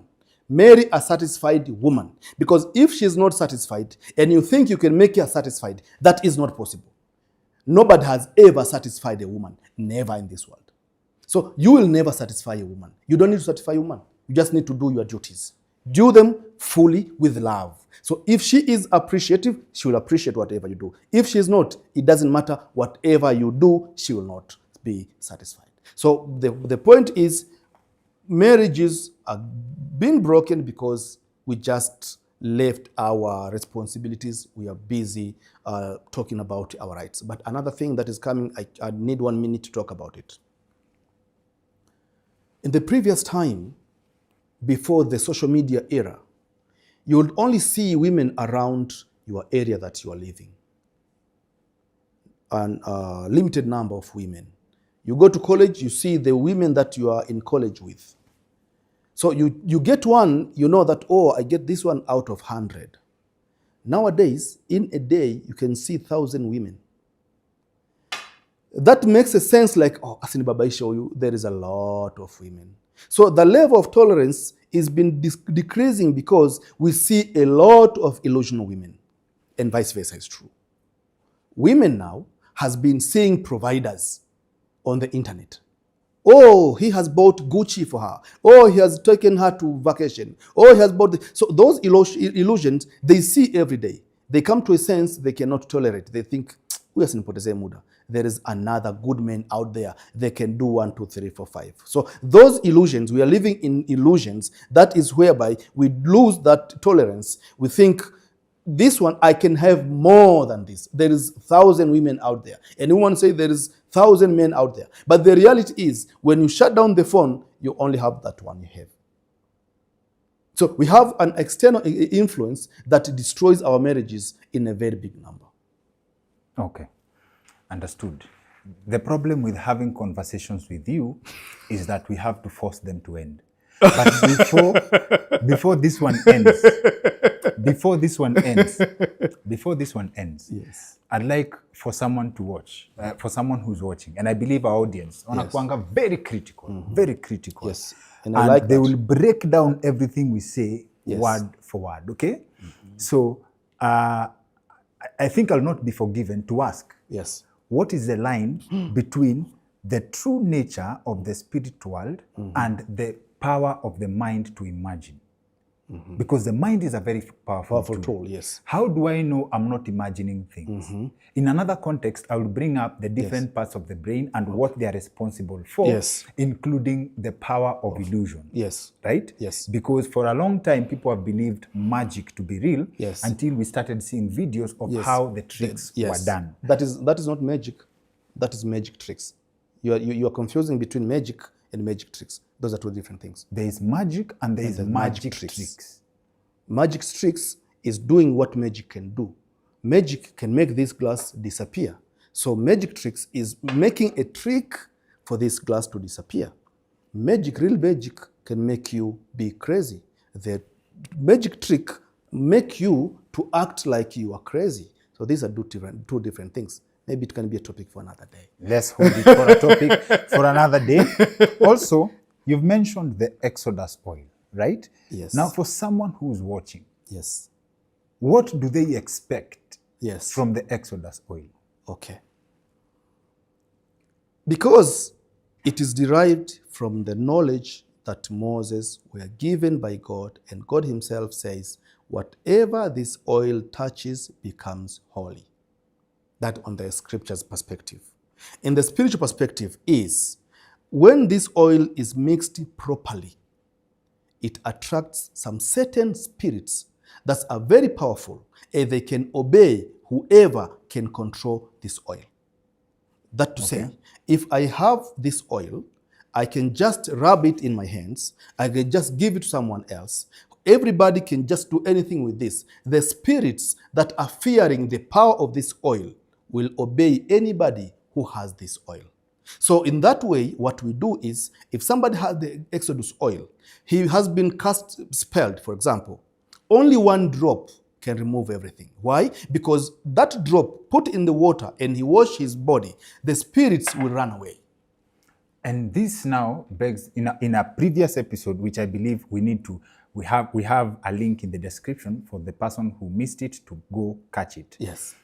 You said, and these were your words, that if you believe in God, and you profess the blood of Jesus, Yes. you do not need anything else, right? 100%. 100%. So the Exodus oil is for sinners. No. Okay. Exodus oil is the principal way of God's miracle. Yes. And praying and everything is the theological way of God's doing miracles. So you choose. You want to follow his principles or you want to follow his words. That's all. If you want to follow his principles, there's this principle oil that he taught people to make things holy. If you choose the belief path and you trust your belief on Jesus, you believe in him, then it makes you holy. So, but for my experience, I'll tell, brother, we are not that faithful. Not because we are sinning. Our doubt is so big to God. We just believe him. We have faith in him, but we really don't have that faith in him. That is the reality. That is why most of the people who are going to sheikh, to pastors, they are not going there to worship God. I'll be honest. They are going there because they have the problems they want God to solve. And that is why they are moving from one church to another, one church to another, until their problems are solved. That is when they stop. When the problem is not solved, they are moving to another church. That's why I can say they are not there for God, they are there for their problems. So yes. Now, if you have been there for several times to different pastors, to different sheikh, to different healers, and your problems are not solved, maybe you need different principles. As long as these principles are coming from God, you need that principles. And that principles is Exodus oil, Exodus ash. Okay. Sawa. The good thing is we have a platform of open-minded people. Yes. So they have watched every word we have spoken. Yes. They have heard the conversation. And I believe we can engage in the comment section. Yes. For me is to say thank you, Dr. Mwaka, for making time for us. You're welcome. I'm glad this happened at this time. And I will leave with an argument to top up on that argument. Yes. If it is by believing, then we are saved and we are healed. Why anointing water? Why anointing oil? Why anointing salt? Why? If it is the matter of believing.